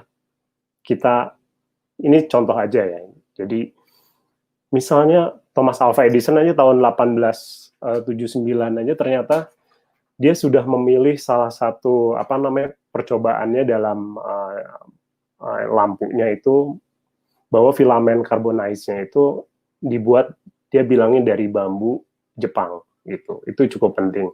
Dan dari sekian option kawat yang dia pilih, dia menggunakan serat bambu, ternyata dia bisa bertahan sampai 1.200 jam. Dan itu membuat dunia juga terbelalak saat itu gitu. Tapi memang di akhir tahun 1882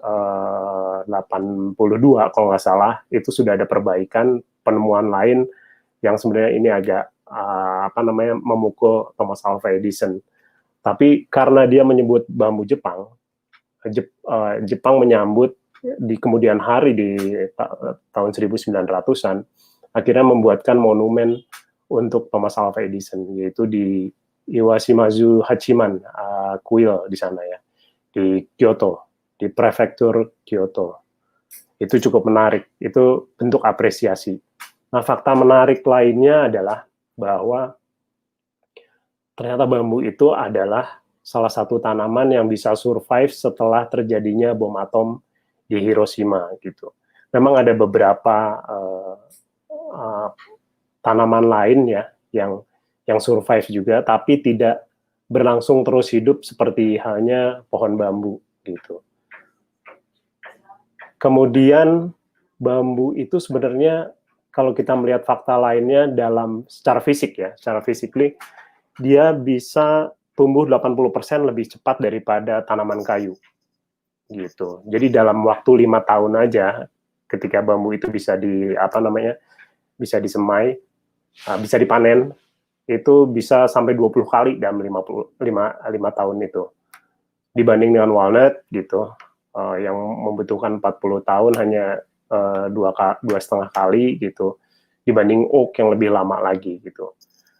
Nah, hitung-hitungan Kelvin cycle misalnya gitu ya, bahwa karena si bambu ini berkembang cukup cepat gitu pertumbuhannya, jadi untuk menghasilkan oksigen aja, jadi misalnya satu hektar atau satu hektar hutan bambu itu bisa menghasilkan 25 ton metrik atmosfer gitu. Mungkin fakta menarik lainnya bisa ya seperti bahwa dia kuat sebagai konstruksi dan segala macam, memang umum sih gitu. Nah, ini ada salah satu filosofi Sunda yang cukup menarik bahwa awi itu hirupna di lamping.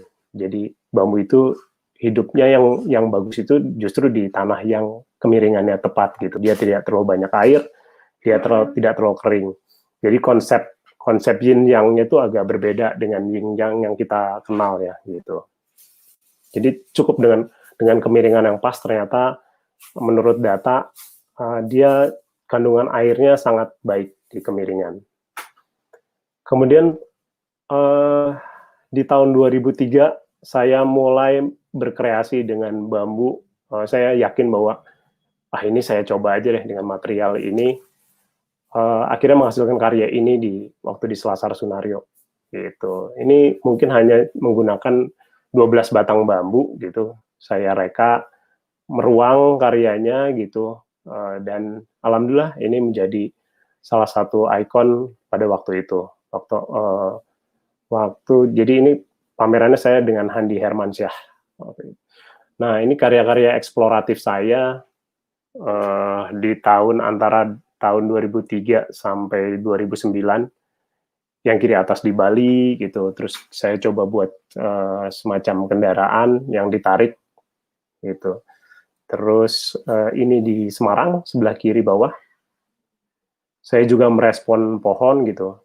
Jadi saya mengeksplor banyak hal termasuk merespon tanaman, pohon dan sebagainya. Itu tidak berhenti sampai 2018 kemarin juga, misalnya karya ini gitu, Poem of Epipit, jadi puisi epipit, masih di Selasar Sunario Art Space. Ini kelihatan bahwa ada pohon yang saya lilit juga dengan bambu gitu. Saya merespon bentuknya, merespon bangunan dan sebagainya. Kemudian ini di 2018 akhir, ini di Art Bali, judulnya Murala Spray.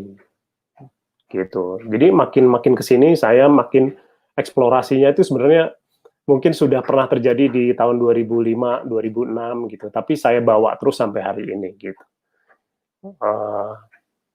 Ini misalnya konsepnya Murala Spray itu adalah seorang dewi yang membakar dirinya. Jadi ini ada unsur-unsur api, ada pucuk-pucuk api kalau bisa dilihat. Nah, makin hari ternyata kebutuhan pekerjaan saya makin cukup besar karena bambu ini tidak bisa hanya berbelas-belas batang gitu. Hari ini harus 1.500 ke atas gitu sekali membuat karya. Jadi saya membutuhkan studio yang cukup gitu. Ini gambaran studio saya, prosesnya. Kawan-kawan yang bekerja pun sebenarnya masih di daerah tempat saya. Ada yang sebagian awalnya tukang ojek gitu, ada yang satpam gitu, satpam perumahan gitu. Saya ajak, ayo kita belajar bambu bareng deh gitu. Jadi mengkaryakan orang-orang setempat gitu. Ini karya di Arjok tahun 2012, salah satu karya yang menjadi highlight dan saya mulai masuk radar karya seni rupa internasional gitu, Last Vegetation. Menggunakan 2.500 batang. Konsepnya adalah jadi bambu ini saya ambil di hutan Purworejo yang hutannya itu setelah Merapi. Jadi 1,5 tahun setelah Merapi itu bambu ini tumbuh di hutan itu. Jadi saya ambil dari sana, saya beli, kemudian dipasang untuk kekaryaan ini. Makanya judulnya Vegetation yang hilang gitu, vegetasi yang hilang. Gitu. Ini salah satu highlight. Nah, proses pengerjaan karya saya seperti biasa, seperti bidang desain lainnya juga saya harus menggambar di atas plan juga gitu, ada sketsa-sketsa. Ini salah satu contohnya, misalnya gitu. Beberapa karya sketsa saya. Ini yang tengah itu untuk Singapura, walaupun berbeda hasilnya. Kemudian dengan gambar tampak ya gitu. Di atas yang Jepang, kiri untuk Jerman, yang kanan untuk Singapura. Jadi sampai wilayah konstruksi saya harus rancang dengan baik gitu, ketinggian, skala dan sebagainya. Tentu saya membuat maket dan model juga untuk sebuah pekerjaan atau karya seni. Gitu. Ini salah satu contoh modelnya gitu ya. Model-model. Jadi model ini saya buat itu tidak berkenaan, ya kadang-kadang skalatif, kadang-kadang tidak, karena ini untuk tuntunan pekerjaan aja gitu. Di lapangan mungkin dicoba dibuat skalanya gitu, tapi lebih banyak sebenarnya shape-nya sih, bentuknya yang saya pertahankan gitu. Kemudian ini maket untuk di Widya Chandra Jakarta, kebetulan ini private museum, saya buat untuk di rumah. Ini maket untuk Yokohama Triennale gitu. Kalau mau lihat detailnya kebetulan ada di sini nih gitu. Sebetulnya hanya sebesar ini. Itu ini bisa dilihat. Ini saya buatnya untuk maket sih, model maket rata-rata saya menggunakan rotan. Jadi ukuran diameter rotan yang 3 mili ini saya umpamakan misalnya 8 cm gitu diameternya untuk bambu gitu. Ini konsepnya untuk Yokohama Triennale adalah dari shimenawa, yaitu tali suci untuk di kuil-kuil di Jepang. Ini juga untuk kendaraan langit. Tapi model ini satu-satunya maket yang di scan secara 3D, 3 dimensional. Jadi saya scan, kemudian saya coba realisasikan, diperbesar, dibuat konstruksinya gitu. Ini cukup menarik. Kendaraan langit. Nah, ada tantangan-tantangan ketika berkarya di internasional ya, di luar. Jadi misalnya ini bambu-bambu Jepang, ada Madake namanya, ada Hachiku, ada Moso gitu. Moso ini lebih dekat dengan apa ya, kalau di kita itu bambu gombong mungkin yang besar ya. Karena saya itu biasanya untuk mengerjakan karya bambu itu hanya paling banyak 3 lah. Bambu tali, pring apus, bambu wulung, sama bambu petung atau yang ini gombong lah gitu untuk konstruksi gitu. Nah, ketika saya mencoba menggunakan bambu Jepang, mendapatkan tantangan dan realita yang berbeda di lapangan gitu. Ternyata nggak bisa gitu. Bambu Jepang itu jauh lebih tipis gitu, tidak bisa apa namanya. Saya coba buat modul yang sama dengan bambu Jepang, ternyata tidak bisa, agak menyulitkan. Ini foto kiri bawah kurator dan pemilik tempat waktu di Kamakura, di daerah Kamakura di hutan bambu di Jepang. Saya coba foto yang kanan ini apa namanya motong sendiri gitu dengan gergaji yang sangat berbeda. Saya belum pernah menggunakan gergaji Jepang sebelumnya. Ini juga misalnya ada ketika saya mau berkarya di Frankfurt gitu, si bambunya tiba-tiba keluar dari kontainer itu putih-putih. Mereka bilangnya jamur, mereka langsung pakai hazmat gitu kuratornya dan orang-orang teknis di sana gitu. Ini kenapa nih bambunya nih? Wah, takutnya rusak. Enggak. Coba ada yang berani ngerasain nggak bahwa itu garam, saya yakin. Karena pengalaman itu beberapa kali memang dia uap air laut itu masuk ke kontainer tiba-tiba dan itu ternyata jadi apa? Jadi bahan pengawet gitu. Jadi sebenarnya kecelakaan yang menguntungkan sih. Gitu. Kebetulan aja. Skenografi. Jadi dimensi pekerjaan saya selain pematung juga saya tertarik ke wilayah teater ya gitu. Di mana saya selalu berangan-angan untuk terlibat di teater atau misalnya di tari balet atau apa namanya konser musik yang grande gitu untuk buat ini apa backgroundnya gitu. Itu salah satu passion saya di sana. Ini salah satu contoh karya-karya skenografi saya. Tadi mungkin video yang pertama itu untuk pertunjukan tari Sasi Kirana di Nuart Bandung. Saya berkolaborasi dengan Mas Eko Suprianto, terus Mbak Melati Suryodamo, terus Jako gitu. Menarik, masing-masing 3 artis ini menampilkan karya-karya tari, menciptakan karya tari dan merespon karya gitu. Ini sangat menarik, lightingnya oke gitu. Terus kebetulan teman-teman penari juga bisa eksploratif dengan karya saya. Kemudian ini di Candi Ratu Boko di tahun 2014, saya ingat sekali saya tidak bisa apa ya intervensi terlalu banyak ke bangunan candi gitu, karena bangunan candi itu bagaimanapun fisiknya udah bagus gitu, kita nggak bisa apa namanya karya yang sangat monumental melawan karya yang tanda petik besar juga dengan karya saya gitu ya. Tapi bahannya saja udah nggak sebanding gitu. Jadi saya hanya membuat sebuah panggung yang hanya merespon gitu. Dan ini cukup menarik juga, lightingnya digarap gitu. Dan saya juga berkolaborasi dengan Mas Don Sardono Wekusumo, ini salah satu merupakan kehormatan untuk saya lah gitu di sana, karena Mas Don itu saya bilang boleh menjadi salah satu mentor saya gitu. Kemudian ini juga tahun 2018 Teater Citra Resmi oleh Titi Mangsa Foundation di Nuart Bandung. Sebenarnya tidak terlalu banyak bambunya. Saya mengeksplor bagian bawahnya, lapangan tengahnya itu dengan menggunakan bata merah, pasir bata merah. Ini cukup menarik. Saya juga nggak mau terlalu banyak apa namanya dominan bambunya gitu, karena ceritanya tidak terlalu diperlukan, tapi ini menjadi salah satu unsur yang cukup penting di salah satu ceritanya gitu. Urban dan public space juga salah satu dimensi seorang pematung ya gitu, bagaimana bisa membuat karya berinteraksi dengan masyarakat luas gitu dengan apa namanya dengan karya patung gitu. Misalnya ini, Ship Theater gitu di Georgetown, Penang, Malaysia.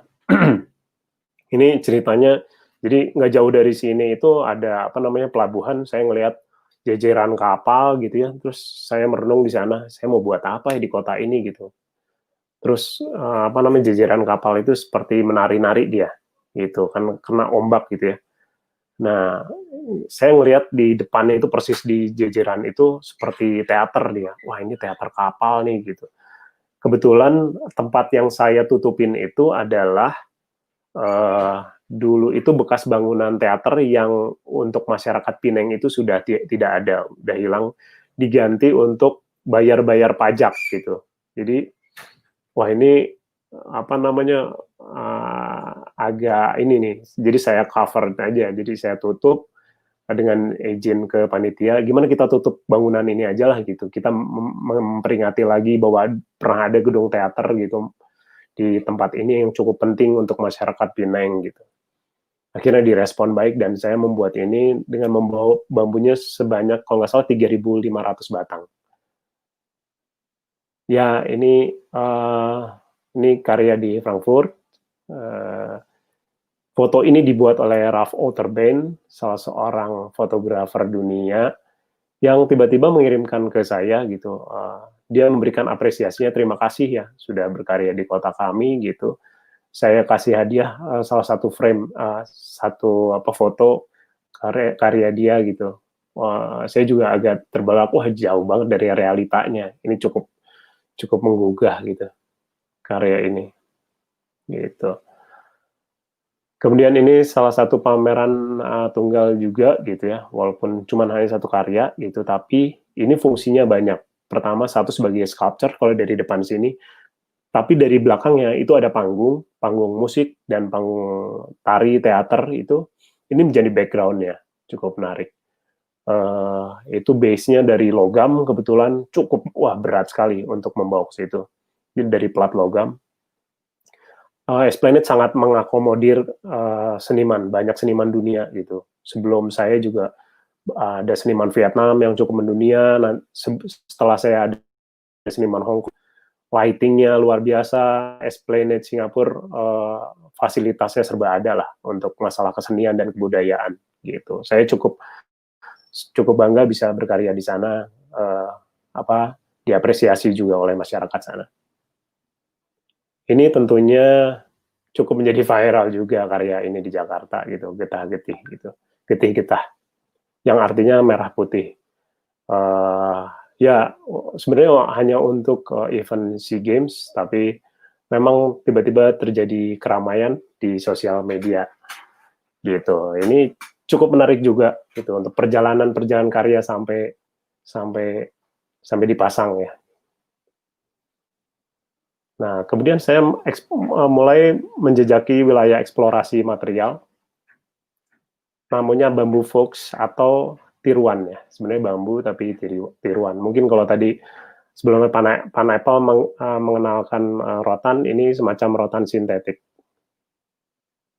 Nah, bisa dilihat dia memang bahannya dari HDPE material, dari Viro.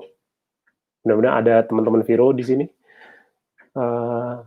Kita lihat foto yang sebelah kiri itu itu campuran ya. Ada bambu di tengahnya, kanan kirinya itu material HDPE gitu. Jadi awalnya saya bekerja dengan bambu itu atau pematung itu biasanya kalau memahat ya menggunakan pahat dan palu kayu gitu. Atau pahat batu dengan palu gitu ya. Kalau bambu itu bedok pisau besar itu dengan palu kayu. Tapi kalau menggunakan HDPE material, menggunakan solder, itu tantangan yang baru dan eksplorasi baru. Gitu. Saya mencoba mencoba memodifikasi material HDPE ini karena profilnya betul-betul beda dengan bambu. Tapi warna itu bisa mengejar, warna cukup bisa meniru lah. Ini salah satu hasilnya saya coba. Kebetulan saya dikasih space untuk pajang karya gitu. Saya nebeng deh di Tulola eventnya Mbak Epi Salma waktu itu. Sok ikut pameran di sini. Dan ini dalamnya itu untuk memajang karyanya ini itu Lola juga gitu di Hotel Dharma Wangsa.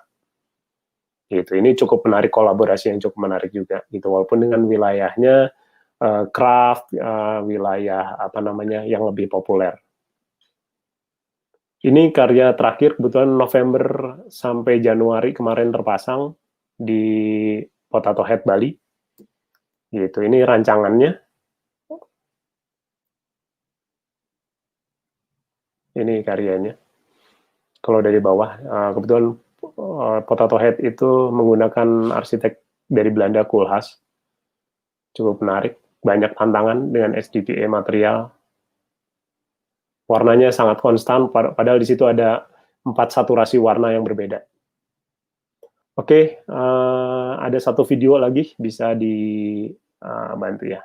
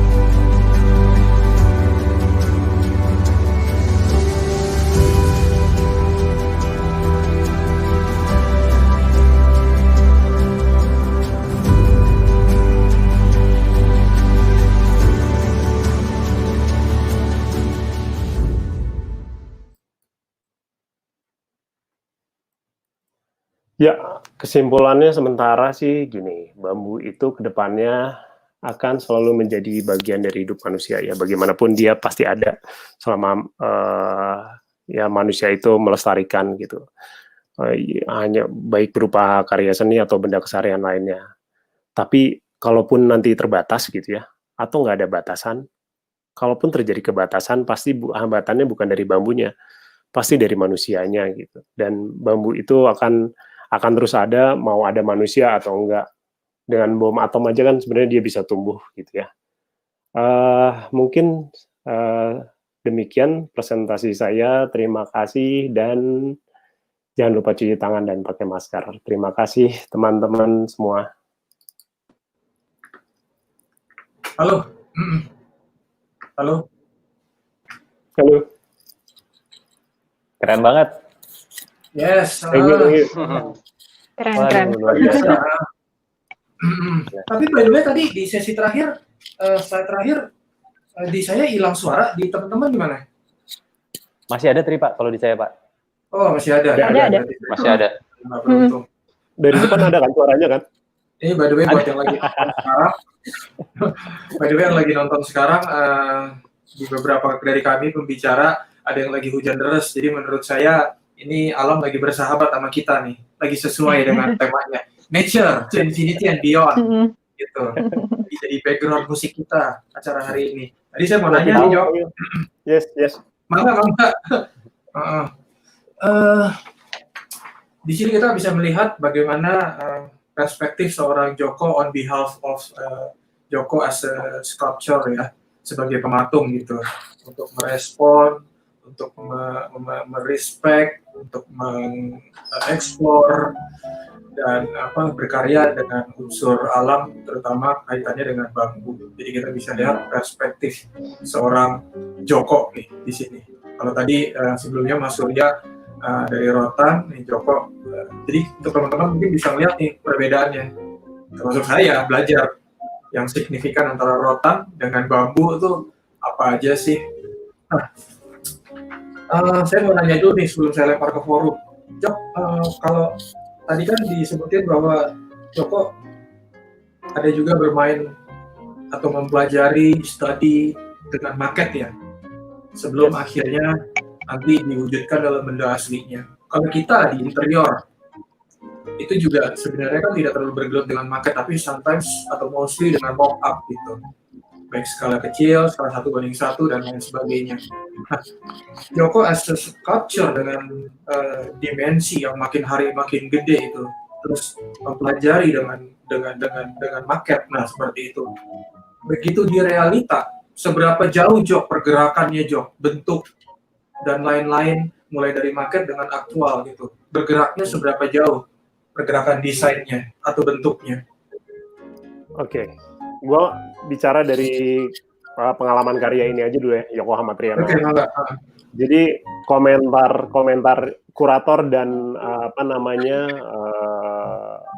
orang museum, kamu katanya bisa memperbesar dengan baik gitu skalanya, tiba-tiba untuk ruangan ini sangat cukup lah gitu. Walaupun ini sebetulnya agak lebih panjang sih, walaupun saya ukur per mili gitu ya, per mili dari ujung ke ujung setiap besarannya gitu. Karena di Jepang tuh kan ngasih plannya aja milimeter tuh, William. Yeah. Jadi itu wah malu nih kalau nggak bisa ngejar gitu. Tapi so far sih itu kalau saya membandingkan dengan market sih sebetulnya kalau ngelihat langsung di lapangan memang harus harus experience langsung ya gitu. Kalau ngelihat karya besar itu sebenarnya harus experience langsung gitu. Nggak bisa lewat digital gitu. Yes, itu sejauh itu oke sih gitu. Saya juga cukup puas gitu. Tapi misalnya ukuran segala macam gitu, apalagi secara teknis tidak mungkin gitu. Ya masih dianggap wajar sih, karena gimana ya? Kita kan nggak tahu ya kalau berkarya misalnya bambu berapa banyak yang habis gitu ya, waste materialnya itu berapa banyak, kayak ngecat gitu misalnya yang buat lukisan kan nggak tahu tuh yang luruhnya tuh cat yang sia-sianya berapa banyak. Bambu juga gitu sih, sama aja gitu. Jadi kalau kita bilang persentasenya berapa persen pergerakannya atau improvementnya? Improvementnya dari market ke benda aslinya 30%. Bisa 30%. Gede juga ya. Karena bagaimanapun gue berkarya sih di lapangan sih. Jadi betul. membuat lukisan baru lagi. Tuntunannya yaitu market itu gitu. Yeah. Gitu. Karena kan gue bukan wilayahnya, bukan industri ya, nggak bisa terukur gitu semuanya gitu. Itu sih yang menarik gitu. Dan apalagi wujud bendanya Joko tuh benar-benar multi-dimensi, multi-aksis ya kan? Yes, itu yang sulit juga. Jadi ketika direalisasiin, tadi saya ceritakan ada yang di scan 3-dimensional gitu ya, scan 3D gitu. Itu pas wujud jadinya kalau benar-benar skalatif itu agak aneh. Oh gini ya, malah apa ya, dingin ngerti ya, areanya tuh jadi dingin, nggak hidup gitu loh. Itu jadi problemnya sih gitu. Walaupun ada pergeseran masih ya nggak apa-apa sih gitu. Tapi mungkin untuk mata awam gitu ya, kalau saya sebagai pematung itu kadang-kadang wah gatel pengen diganti gitu, walaupun udah rapi banget anyamannya gitu. Kita sama-sama weaving nih ya, Mas Surya ya, wilayahnya weaving juga. Gatel pasti gua ganggu, pasti gua ada acak-acak lagi kayak di Frankfurt tuh. Wah ini apa namanya, anyamannya kurang ngamuk, kurang wavy. Kalau ombak tuh kurang apa ya, ngamuk sih gitu. Kurang liar. Kurang liar gitu. Akhirnya begitu di lapangan, oh paham maksud lo ya, kata kuratornya. Gitu sih. Iya. Gitu. Jadi, plus satu poin lagi yang menurut gue ya menarik dan mesti dipelajari bahwa terutama kalau di interior ya, kalau misalnya gue bicara di interior gitu di kantor di Prana gitu ya, bahwa kita melihat satu objek, misalnya lihat material, bahkan melihat layout gitu ya, atau melihat ruangan yang udah kelihatan perimeter lantai, dinding, segala pembungkusnya gitu, itu ngeliatnya 360 derajat. Nah, Yes. apalagi karyanya Joko, bener kan? Bisa dilihat dari kanan, kiri, dongak ke bawah, lihat dari atas, ya kan? Benar. Multi perspektif. Iya, iya. Karena gini, kalau kita berbicara secara meruang gitu ya, memang ketika pengalaman langsung dengan foto itu pasti realitanya beda banget gitu. Apalagi ketika patung itu namanya istilahnya art of palpation. Jadi lu tuh harus ada di situ dan menyentuh gitu. Memang banyak di museum-museum itu lu nggak boleh menyentuh karya logam gitu, nggak boleh. Gue pernah di Jerman tuh, Stedel Museum itu pegang patungnya Rodang gitu. Rodang aja si pematungnya bilang, lu tuh harus pegang karya gua gitu. Justru disarankan untuk pegang ya? Harus pegang. Jadi kalau di situ lihat patung tuh ada jejak tangan kan ya, ada jejak sidik jari gitu. Gue ingin merasakan sih dia tuh neken si Rodang itu neken si tanahnya itu ya, walaupun dia udah dari logam ya. Waktu modern tuh neken tanahnya itu seberapa dalam sih gitu. Begitu gue baru mau pegang tuh diusir tuh sama yang jaganya. No katanya. Gitu. Itu menarik sih gitu. Apalagi kalau bambu kalau berani pegang ya silakan sih. Gitu. Ya, tadi di slide-nya Joko ada disebutkan bahwa makin hari karya Joko itu membutuhkan jumlah bambu yang banyak ya, udah mulai hitungannya ribuan dan bahkan belasan ribu gitu. Nah, ini terkait juga ada pertanyaan nih.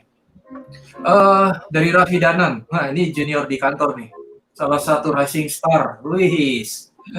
Boleh ditampilkan dari Raffi Danan? Apa yang terjadi dengan karya-karya pasca pameran? Melihat begitu banyaknya material yang dibutuhkan untuk membuat sebuah karya. Apakah setiap karya yang baru menggunakan material yang baru juga? Gimana, Jok?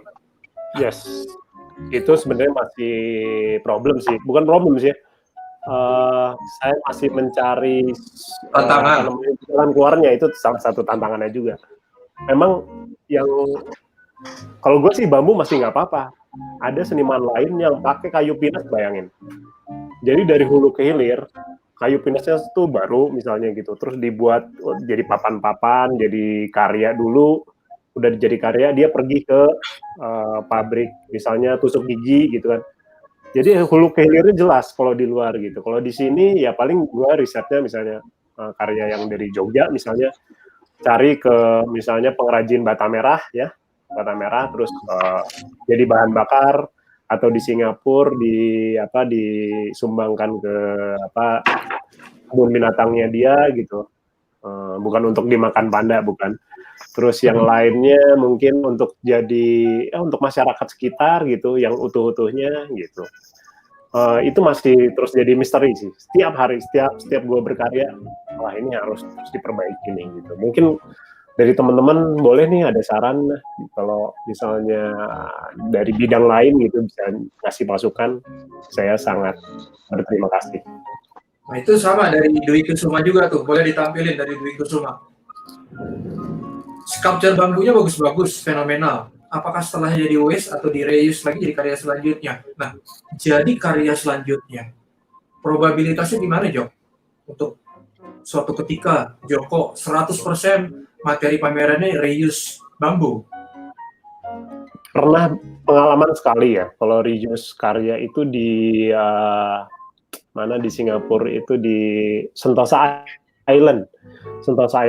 Jadi karya itu konstruksinya ada yang kolaps, terus terang ada yang kolaps.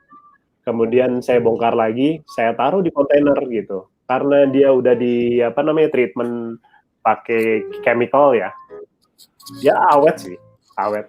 Tapi begitu berhadapan dengan cuaca lagi, dengan alam, kena hujan dan sebagainya, itu jadi problem lagi gitu.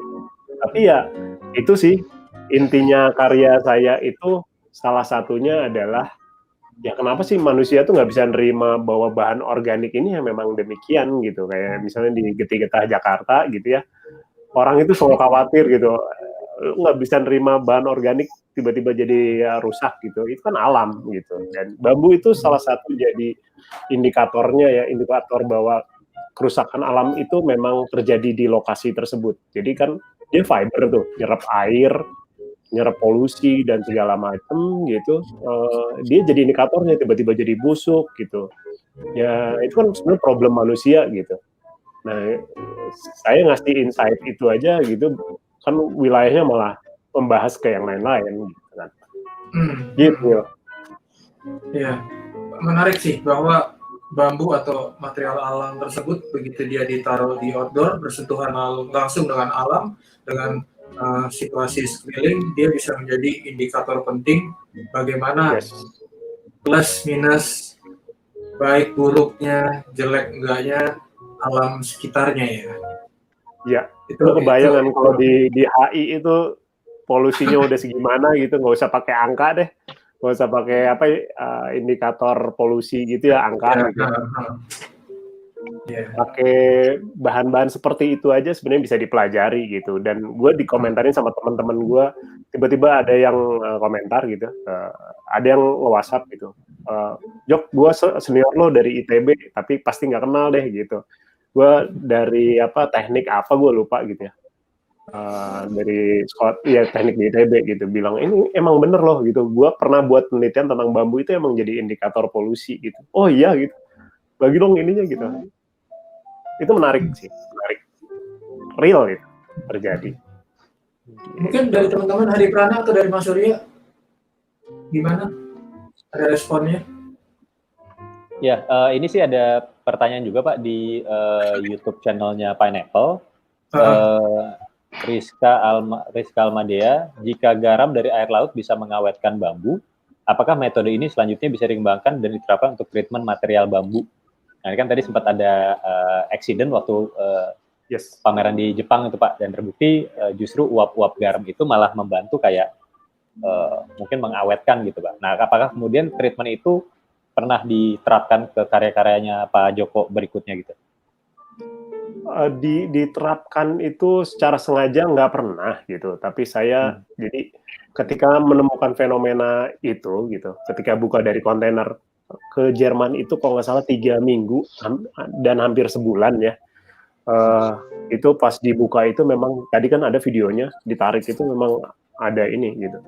Kalau tukang saya sama saya tuh pernah berpengalaman itu di Pineng gitu, itu mengawetkan gitu. Nah begitu dipasang kena hujan gitu, luruh lagi tuh si garamnya, bambu itu keluar fenomena agak hijau-hijau lagi, menarik kan. Yang kita pegang udah warnanya udah agak ini ya, udah agak pale gitu, pucat gitu. Begitu kena air sana yang polusi nggak ada, ya maksudnya hujan itu polusinya sedikit, asamnya malah hijau lagi gitu. Tapi cuma 3 hari kalau nggak salah hijaunya. Jadi kan memang bisa mengawetkan sebetulnya. Kita patut coba lagi lah. Ya, dan menariknya adalah itu menjadi memberikan experience berbeda juga terhadap karya seni ini ya Pak. Jadi kayak hidup gitu, ada perubahan-perubahan yang dialami sama si karya seni itu sendiri. Ya, bambu itu kan ya hampir sama sih sama rotan ya. Walaupun ditebang misalnya seminggu setelahnya gitu, dia udah ditebang gitu, dia tuh masih material hidup sampai dia betul-betul kering, betul-betul kandungan airnya tuh sampai 0 gitu. Itu baru. Iya. Gitu. Menarik. Nah, itu ada info tuh. Kenapa maksudnya abang? Sorry Pak, mau nanya lagi. Itu kalau treatment bambunya itu Pak Joko sebelum dikirim ke luar negeri untuk pameran dan dirakit di sana, di Indonesia sendiri sudah ditreatment dulu atau gimana Pak? Ya nggak semua di treatment. Jadi kayak misalnya untuk konstruksi ya, yang utuh-utuh bambunya, yang batangan itu saya treatment.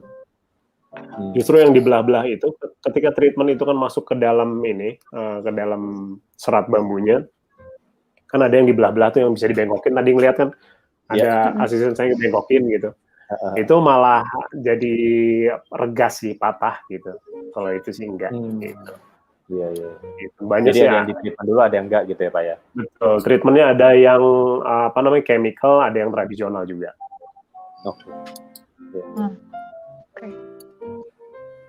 Oke, ini masih banyak lagi.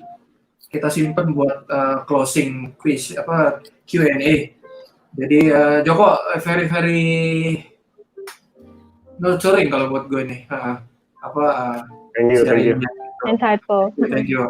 Keren. Oke, so kita bisa lanjut nih ke sesi berikutnya, closing session dari Hadi Prana, dari Yoga sama Dina. Kira-kira kalian mau sharing apaan nih? Closing session biasanya berat loh. Deg-degan sih. Oke. Deg-degan. Pressure. Kira-kira apa? Oke. Sekilas aja, ceritain dulu apa. Oke. Dia coba ini sih memberikan suatu pandangan lah ya sebagai interior design terkait dengan alam. Terus terhadap interior nanti di masa depan tuh gimana sih gitu. Di masa yang akan datang. Siap Ada kalau gitu. angan-angannya juga. Oke, enggak kalau gitu silakan. Oke.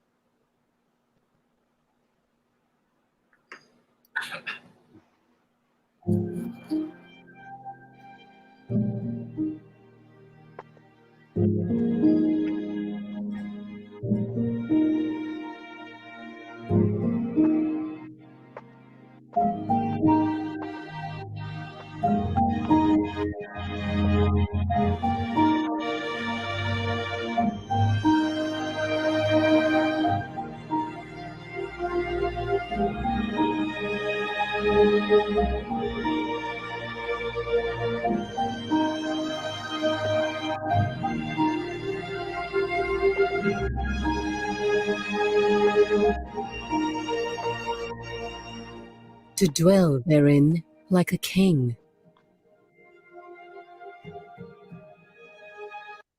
In the sumptuous world of creative minds.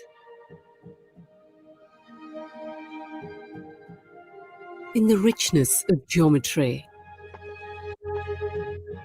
Venturing on an endless journey of aesthetic exploration.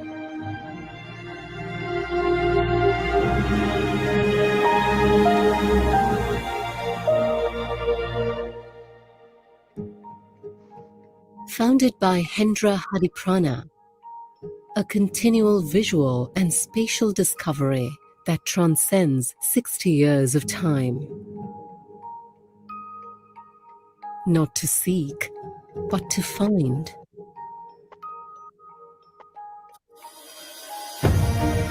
Through a grand gate of Javanese Keraton,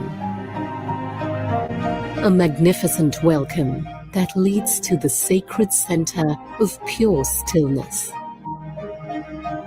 Inspired by Indonesia's rich heritage, fueled with passion for the arts,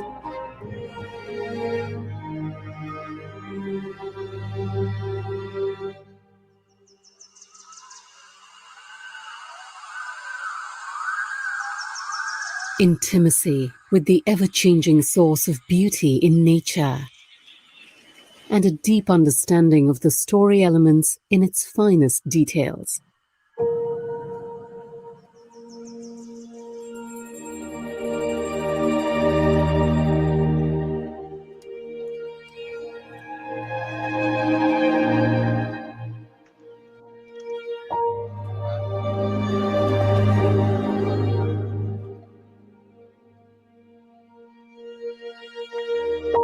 Ability to transform visions.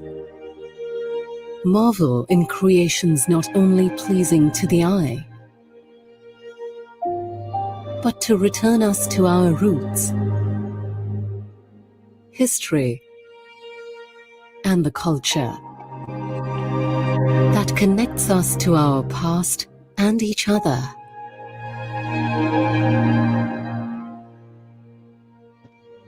Honest romance, weaving built space with the land and the sky, triggering a fond memory, bringing us closer to our natural surroundings, as its truth whispers a long-forgotten story that stirs the heart.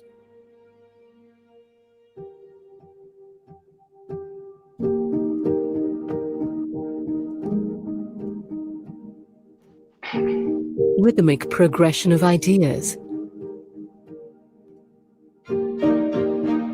through levels of layers, each with infusions of meanings, accumulating strength as it leads to our calm inner center.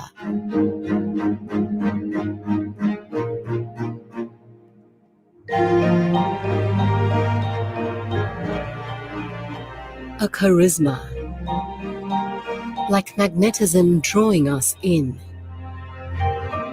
establishing balance, a harmony with the world, asking us to linger, feel, experience, precision of choices in the crafted light and space.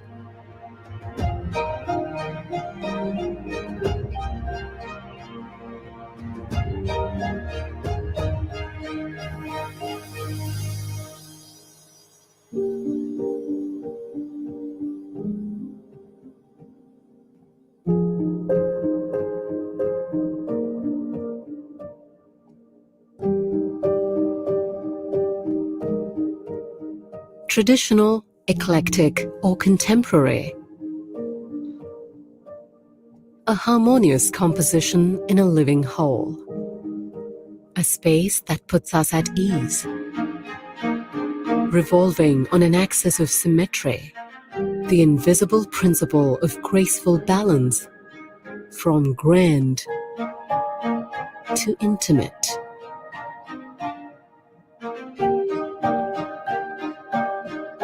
Inviting us to move amongst its elements in discovery.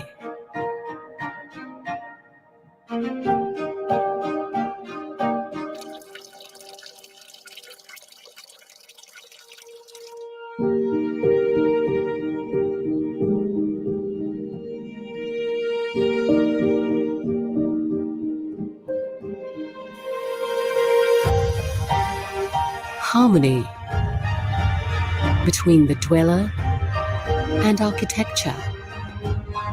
Thus, a dwelling suitable for a king. This is the art of Hadiprana.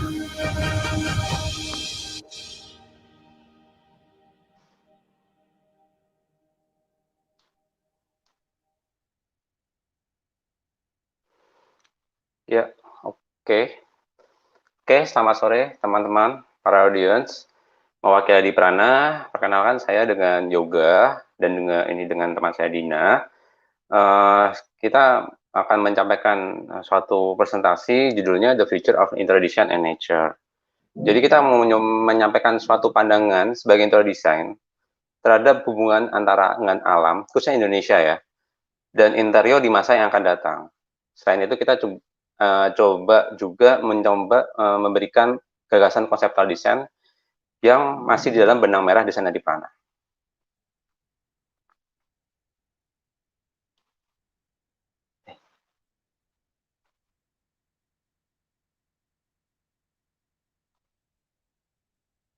Din, masih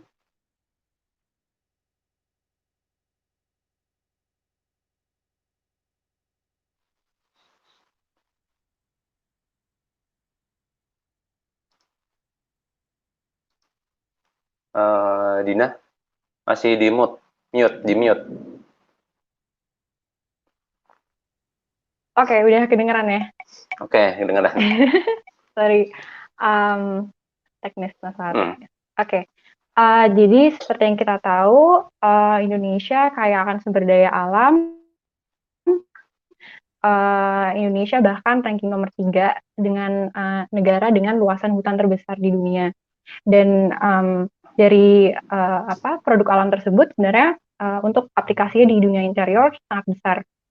Dari kayu banyak sekali seperti ulin, trembesi, jati yang akhirnya digunakan untuk solid wood, hardwood, veneer dan lain sebagainya. Dan marmer pun juga akhirnya digunakan di elemen interior, marmer lokal seperti marmer Ujung Pandang, marmer merah di Magelang itu juga banyak peranannya juga di dunia interior. Dan dari rotan dan bambu juga bisa kita dapatkan dari alam. Kemudian terakota dan batu alam juga merupakan produk yang kita pakai. Nah, tapi sebenarnya listnya nggak hanya segini, memang sangat banyak. Dan di sisi lain sebenarnya Indonesia kaya akan budaya. Jadi Indonesia has diverse cultural heritage, dan dari tari tradisional, arsitektur vernakuler, flora fauna, ini semua sebenarnya yang ingin diangkat oleh Hadipana gitu. Jadi local wisdom Indonesia bagaimana dituangkan ke dalam desain dan ditunjang dengan material-material yang ada di alam Indonesia gitu. Next. Oke. Nextnya kita mencoba menyampaikan beberapa proyek Hadiprana yang sudah selesai atau yang baru sampai tahap konsep ya. Mengadopsi elemen alam, kemudian local wisdom tadi. Ini adalah proyek pelataran yang ada di Jakarta ya. Proyek ini selesai tahun 2020, memiliki konsep Light of Nusantara. Jadi di sini kita di proyek ini mencoba melakukan elemen-elemen yang Indonesia banget lah gitu kurang lebih. Nah, setelah lihat di gambar sebelah kiri itu ada lampu dekoratif ya, tetapi materialnya menggunakan arsitektur rotan. Kenapa? Karena secara arsitektural itu gedungnya kaca, jadi otomatis materialnya menyesuaikan. Kemudian untuk marmer kita menggunakan marmer lokal. Gambar yang tengah itu menggunakan batu bata, ya. Kemudian gambar yang paling kanan untuk aksen ceilingnya kita menggunakan rotan. Kemudian untuk proyek selanjutnya, nah proyek ini ada di Hanoi Golf Club, tetapi konsep ini hanya sampai ke tahap konsep saja karena dari klien ya, jadi mereka tidak mau meneruskan karena berbagai macam hal. Nah, yang kami coba sampaikan di sini adalah penggunaan materialnya nih. Jadi dari dinding kita menggunakan bubuk terakota tadi, yang kita hancurkan, kemudian kita jadikan semacam treatment. Kemudian di lantai kita menggunakan kulit granit. Lagi-lagi itu kulit granit deh. Mencoba mengambil kulit granit yang ada di Hanoi tersebut. Terus kemudian untuk dinding aseng di belakang tuh yang di tengah. Jadi dinding aseng itu terbuat dari potongan kulit batang pohon kelapa. Dan yang terakhir yang di ceiling itu menggunakan kayu solid dari ukiran Bali, mengadopsi dari ukiran Bali. Kemudian untuk proyek selanjutnya, nah ini adalah BCA Soliter yang di Jakarta, ini selesai kurang lebih 2009.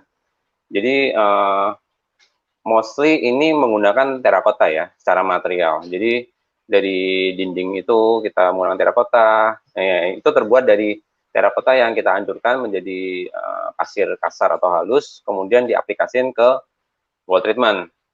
Nggak cuma di dinding sih, jadi kayak di reception counter gitu, tidak body receptionnya juga sebagian menggunakan asen terakota. Dan yang di kanan atas itu sebenarnya itu terakota utuh, jadi terakota memang ukurannya bisa besar. Dan kemudian itu ditreatment sedemikian rupa seperti diukir menggunakan pattern khas Indonesia. Oke. Dan kemudian, oke, lanjutin. Ini sebenarnya udah lebih ke pemikiran kita, pandangan kami bagaimana sebenarnya prospek dunia interior di masa depan nanti dan kaitannya dengan alam dan material alami. Nah, ini sebenarnya ada dilema dan isu ini sebenarnya juga sudah gencar disuarakan di industri lain juga tentang sustainability. Jadi walaupun Indonesia kaya akan sumber daya alam, namun kita tetap harus menjaganya. Dan sebenarnya ini ada grafik dari FAO, Food and Agriculture Organization. Jadi di grafik atas sebenarnya menunjukkan bahwa demand sumber daya alam Indonesia itu semakin meningkat. Dan dari 17 tahun, rentang 17 tahun itu sebenarnya kecil banget ya tulisannya, tapi 2001 sampai 2018 itu area hutan di Indonesia yang hilang lebih banyak daripada yang ditanam kembali. Dan itu juga sebenarnya berbanding lurus dengan emisi karbon, terutama di bidang industri bangunan, sehingga ini menunjukkan bahwa wah, kita harus benar-benar menjaga lingkungan sekarang. Dan masa depannya nanti mungkin sustainability is not a choice anymore. It's a must, it's a need yang harus kebutuhan harus kita penuhi. Nah, akhirnya apa yang bisa kita lakukan? Ini sebenarnya dalam segi material. Jadi ini sebenarnya ada suatu grafik dari EPA atau Environmental Protection Agency dari Amerika Serikat. Jadi sebenarnya dia menunjukkan bahwa setiap produksi material itu dia ada tahap-tahapannya dari awal ekstraksi, kemudian diolah, didistribusi, digunakan hingga akhir hidupnya itu bagaimana dan hubungannya dengan polusi karbon. Nah, tapi kalau dikaitkan dengan desain sama desain interior, mungkin kita bisa berperan dalam hal bagaimana menyambungkan antara akhir hidup material ini dengan awal gitu. Bagaimana akhirnya ada 3 metode, reuse, reduce, recycle, yang sebenarnya sudah banyak digunakan juga di industri lain. Dan juga selain itu bagaimana menggunakan material yang memang sustainable gitu. Jadi mungkin di masa depan nanti kita akan semakin berpikir ke arah environmentally conscious design. Jadi maybe one man's waste is another man's treasure. Jadi ini sebenarnya slogan untuk kita bisa reuse, menggunakan ulang limbah-limbah material yang sudah digunakan, seperti misalkan bahan kayu, marmer, kemudian juga recycle material yang mungkin dia memang udah non-sustainable seperti plastik dan kemasan-kemasan plastik, bisa dijadikan tiles atau mat gitu. Dan ini sebenarnya paralel dengan penggunaan material yang organik. Nah, mungkin setelah kita udah ada mindset environmentally conscious design, akhirnya mungkin kita akan lebih berani untuk mixing materials gitu. Jadi mencampurkan material yang terlihat organik yang memang dari alam dengan material lain yang mungkin produk dari reuse dan recycle tadi gitu. Misalkan ini sebenarnya image beberapa karya dari seniman di luar negeri. Jadi ada yang mereka mengambil batu, jadi lagi jalan, kemudian melihat ada batu di perjalanan dia, dan kemudian batu itu dipotong tengahnya dan dicampurkan dengan kaca. Dan kaca itu sebenarnya juga recyclable gitu. Dan ada beberapa juga yang lain kombinasi antara reuse wood, kayu-kayu yang sudah dipakai kemudian dicampur dengan metal gitu. Jadi ada beberapa contoh di luar sana yang sudah mengaplikasikan mixing material. Tapi mungkin di masa depan nanti aplikasinya sudah lebih besar dan lebih skalanya lebih luas lagi gitu. Ini sebenarnya contoh di ruang. Jadi ini ada 3 sebenarnya 3 studi kasus. Pertama adalah Mary's Walk Project di China oleh Van Brandenburg. Studi kasus ini menarik banget sih, karena ini adalah suatu fashion school, dan fashion school ini dibuat oleh arsitek yang mereka ingin meng-upcycle material sebanyak mungkin. Jadi image ini menunjukkan serpihan keramik yang digabung dengan batu bata yang bekas gitu. Dan bentuknya pun juga tidak terlihat seperti recycle atau reuse. Kemudian yang kedua, ini adalah studi kasus di Denmark, judulnya Upcycle House. Jadi semua elemen interiornya juga mengaplikasikan environmentally conscious design tadi. Jadi sebelah kiri atas bisa dilihat itu dari lantainya dia menggunakan cork. Cork adalah suatu material di pohon. Kemudian yang biasa kita lihat di tutup botol gitu, botol wine.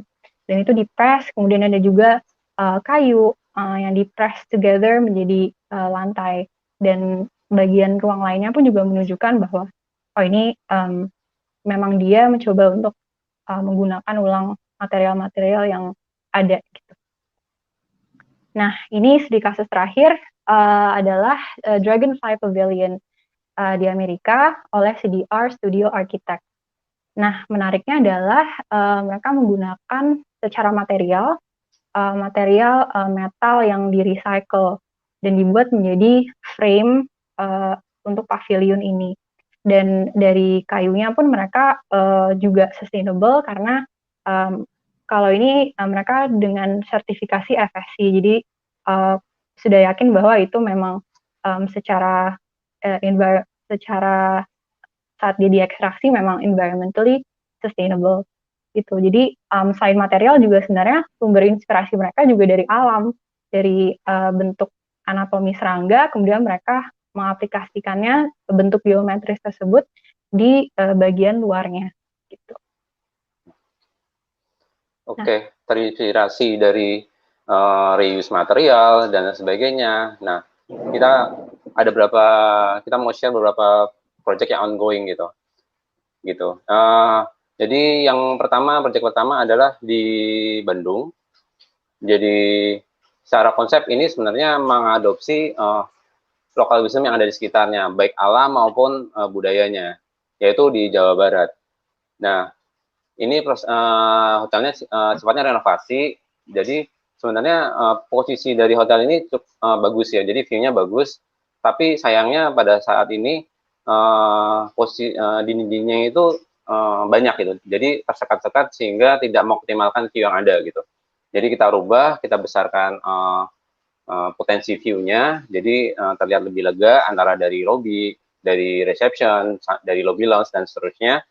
Nah, kalau material yang dipakai kita di sini itu tuh dari ceiling rotan, yaitu ceiling rotan bisa sintetik, bisa natural. Kemudian ada ceiling kayu. Jadi generalnya kita menggunakan ceiling kayu, tapi optional ceiling kayu banyak ya.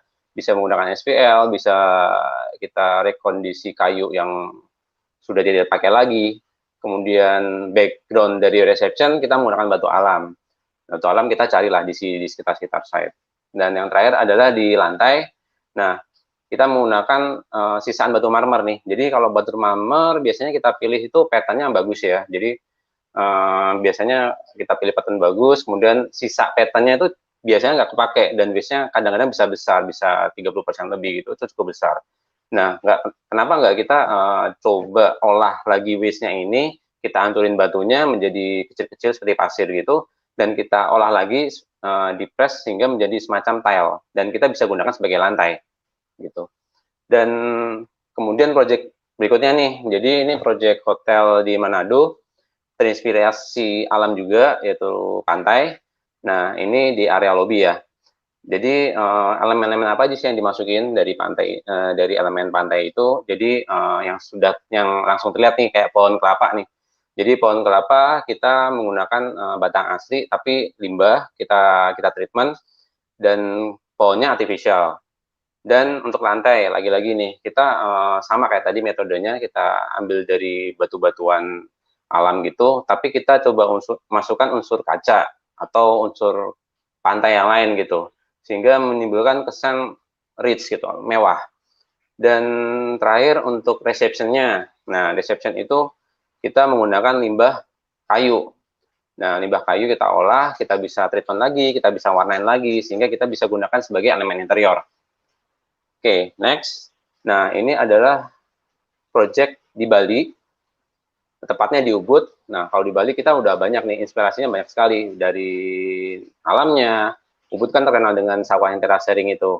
Kemudian dari budayanya, pattern-nya, ukiran-ukirannya, craftsmanship-nya, kemudian dari arsitektural juga ya, bangunan puranya.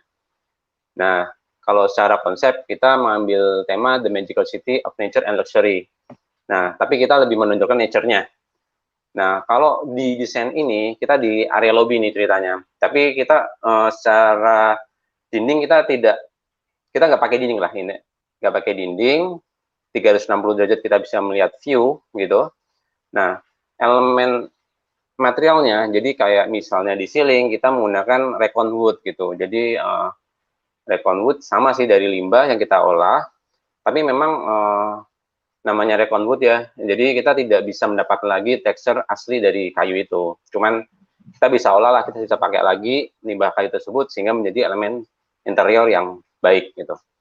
Kemudian di bagian tengah itu ada putih-putih, itu sebenarnya kain. Itu mengambil kainnya kita buat dari serat alami. Kemudian yang terakhir adalah elemen di lantai. Nah, kita lantai di sini, nah ini kan kalau di kolom-kolomnya elemen daun bambu nih. Kenapa kita nggak pakai sisaan bambu nih dari mungkin dari pekerjaan atau dari limbah bambu yang lain gitu. Kita olah, kita potong, kita belah kecil-kecil, kemudian kita press menjadi semacam parket dan bisa digunakan sebagai lantai pula gitu. Oke. Next-nya kita mencoba menyampaikan konseptual ideas ya, yang ya ini semacam gagasan lah ya, angan-angan lah nanti gimana sih nanti ke depannya secara desain. Angan-angan. Oke, jadi untuk ide pertama, ini memang masih sangat imajinatif ya, sifatnya masih skematis. Sebenarnya di ide ini menceritakan bagaimana kalau misalkan kita tetap menggunakan environmentally conscious materials tadi, sustainable materials, misalkan dari bahan plastik yang sudah di-recycle, gimana kalau we make it fun gitu. Jadi misalkan ini terinspirasi dari terasering dan reusable cup gitu, dia yang dia bisa dari kecil, kalau tidak dipakai datar, kemudian kalau misalkan dipakai dia bisa ditarik gitu, dan itu mungkin bisa diterapkan di skala yang lebih besar, jadi skala public space, dan mungkin itu bisa jadi ketika dia menjadi lembah tempat orang berkumpul, makan-makan, ngobrol, kemudian kalau misalkan ditarik ke atas bisa jadi sebuah stage, sebuah performance space. Dan bisa jadi di masa depan nanti, kalau misalkan ada kaitannya dengan teknologi, mungkin bahkan performance space itu kosong, tapi dapat dinikmati dari device si pengunjung gitu, jadi mereka lihatnya dari device. Nah, sebenarnya sistem ini collapsible space or object ini bisa dikaitkan juga ke diaplikasikan ke skala yang lebih kecil, jadi mungkin di masa depan furniture lebih ringkas, lebih hemat material. Jadi bisa aja dia di store di satu lemari, kemudian kalau digunakan tinggal di collapse gitu. Itu ide pertama. Kemudian ide kedua ini juga masih sangat skematis juga. Jadi idenya adalah gimana kalau kita menggabung interior, artwork, dan furniture menjadi satu. Gimana kalau ketiga-tiganya ini digabung menjadi suatu instalasi yang spasial, instalasi tersendiri gitu. Jadi ini sebenarnya mungkin posisinya di outdoor dan bisa menjadi tempat untuk orang bersosialisasi, untuk bermain, untuk anak-anak dan aktivitas lainnya.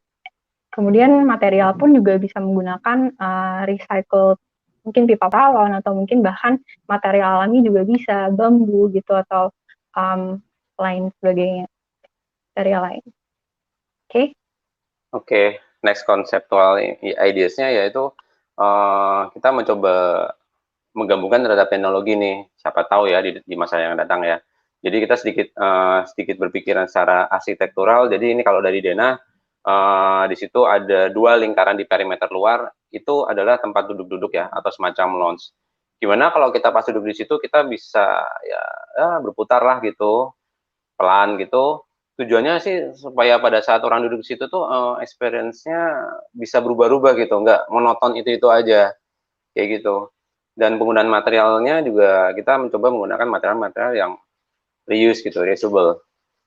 Oke, untuk konseptual berikutnya, nah ini kalau gimana kalau kita menghubungkan 3 aspek nih, dari interior, dari artwork, dan dari furniture, gitu. Jadi ini ceritanya kalau secara Dena ini di bagian lobby juga. Nah, di bagian yang tengah itu seperti artwork, tapi sebenarnya bisa buat duduk loh sebenarnya. Jadi bisa buat duduk, bisa buat ya sambil nunggu check-in dan lain sebagainya. Dan yang kemudian yang di kanan kirinya itu adalah elemen artwork yang dia menyatu terhadap elemen interior.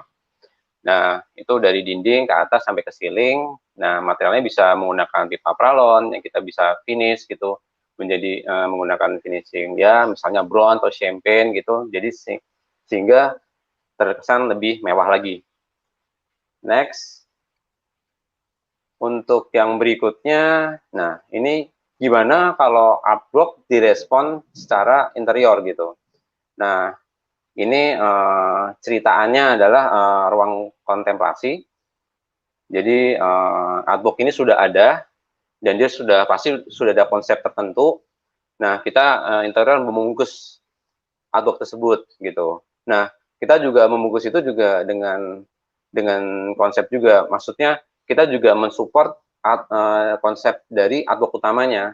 Jadi kalau dari gambar yang di tengah itu secara potongan, itu bagian atap yang miring, itu ada pattern, tapi dia memiliki ceritaan tertentu yang dia support terhadap cerita dari atau konsep dari artwork yang utamanya.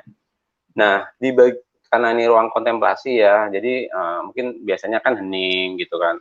Mungkin beberapa orang akan lebih boring dan sebagainya. Gimana kalau kita berikan di ceiling, di situ di bagian atap ceilingnya itu ada skylight, kita kasih air, dan nanti misalnya bisa diberikan semacam ripple gitu, ripple air gitu, dan harapannya nanti ada refleksi di bagian lantai. Jadi pada saat tertentu, pada saat orang datang di situ ngelihat itu ada sesuatu yang bergerak gitu. Jadi terkesannya lebih dinamis seperti itu. Oke. Next, untuk kita kedepannya sih mau gimana sih sebenarnya ya. Kita kan Indonesia ya, udah negara yang kaya dengan kekayaan alamnya. Kemudian memang dan banyak sekali hal atau banyak sekali material-material yang terinspirasi dari alam, ya, yang bisa digunakan sebagai elemen desain. Selain alam, itu juga dari segi budayanya juga menginspirasi desain juga. Kita sebagai desainer Indonesia cukup bangga lah ya, gitu ya. Tetapi kita sebagai desainer tidak bisa terus-menerus mengambil kekayaan alam tersebut gitu di dalam desain kita. Lama-lama kan akan habis juga gitu. Kita juga harus bertanggung jawab gimana ya, kita harus melakukan sesuatu nih, gimana supaya alam ini tidak lama-lama habis gitu untuk suatu karya desain gitu.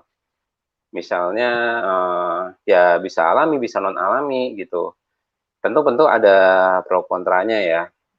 Jadi material alami dengan teksturnya yang memang sudah bagus ya. Kemudian material non alami yang kita bikin dari misalnya dari tutup botol atau atau dari plastik bekas. Bahkan untuk rattan pun yang sebenarnya secara alami juga sustainability-nya cukup tinggi, juga dibikin material sintetik rotannya, tapi untuk mengadopsi fungsinya ya, karena dia buat di outdoor. Nah, gitu. Oke. Benar Mas Yok. Jadi di sisi lain juga sebenarnya sebagai desainer dan terutama interior, kita juga menjadi wadah buat kolaborator lain untuk bisa ikut menyalurkan kreativitas mereka untuk visi ini gitu. Jadi dari furniture design, dari furniture designers, dari seniman, dari supplier material, kita bisa mewadahi itu supaya bisa terwujudkan gimana sustainable design itu untuk kedepannya gitu. Oke. Nah, kalau sekarang kan ada modern design, ada classic design, contemporary, industrial design. Nah, nanti atau sudah ada nih sustainable design nih gitu. Kita bisa angkat gitu. Jadi silakan, ini dikembalikan ke para desainer ya. Dari kita sebagai desainer, kita tuh ya berkarya. Kita tuh mau apa gitu kan. Dan terakhir kita mau berbuat apa sih buat Indonesia. Gitu. Oke, sekian presentasi dari kami, dari Adi Prana. Oke, thank you. Terima kasih.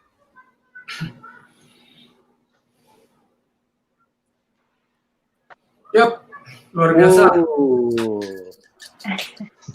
Thank you. Jadi nomor satu adalah pada saat adanya pembicara ini, pertama dari Mas Surya Hatta dari Pineapple, lalu Joko Sculpture, gitu kan, bahwa punya kekuatan masing-masing gitu.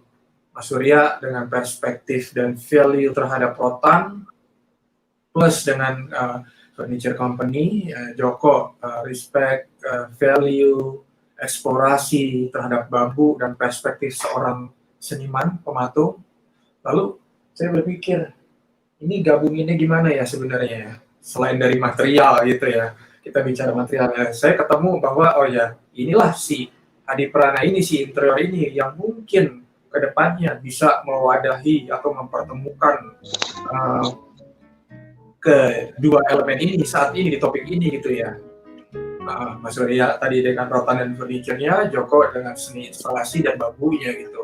Nah, di mana yang akan ya kita bisa memberi wadah. Tadi Joko juga sudah bilang merespon, dari Yoga juga bilang merespon gitu. Jadi saya ketemu nih di sini nih, ini wadahnya, ketemunya nih di sini nih,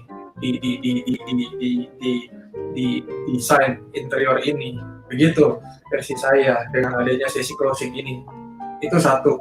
Terus yang kedua adalah pada saat orang menilai apa ya, desain, value sebuah desain gitu kan ya, pasti yang terutama dilihat adalah visualnya ya kan, pasti seperti tadi juga Joko sudah bilang, oh visualnya dia dinilai sekian rupa, sekian banyak, sekian hal-hal perspektif dari orang-orang banyak gitu. Nah kalau dari Hadiprana sendiri tadi begitu saya lihat dengan segala ide macam konsep gagasan yang keluar dari Yoga maupun dari Dina ataupun dari tim yang di belakang mereka berdua ini dengan output tadi gitu. Banyak. Buat saya of Hadiprana juga gitu ya, itu udah benar-benar di-stretch loh dari pakem-pakem desain, dari garis desain visual yang selama ini kita lihat di Hadiprana. Jadi it's amazing bahwa ternyata talenta muda kita tuh mudah-mudahan nggak kehabisan ke depannya gitu dengan segala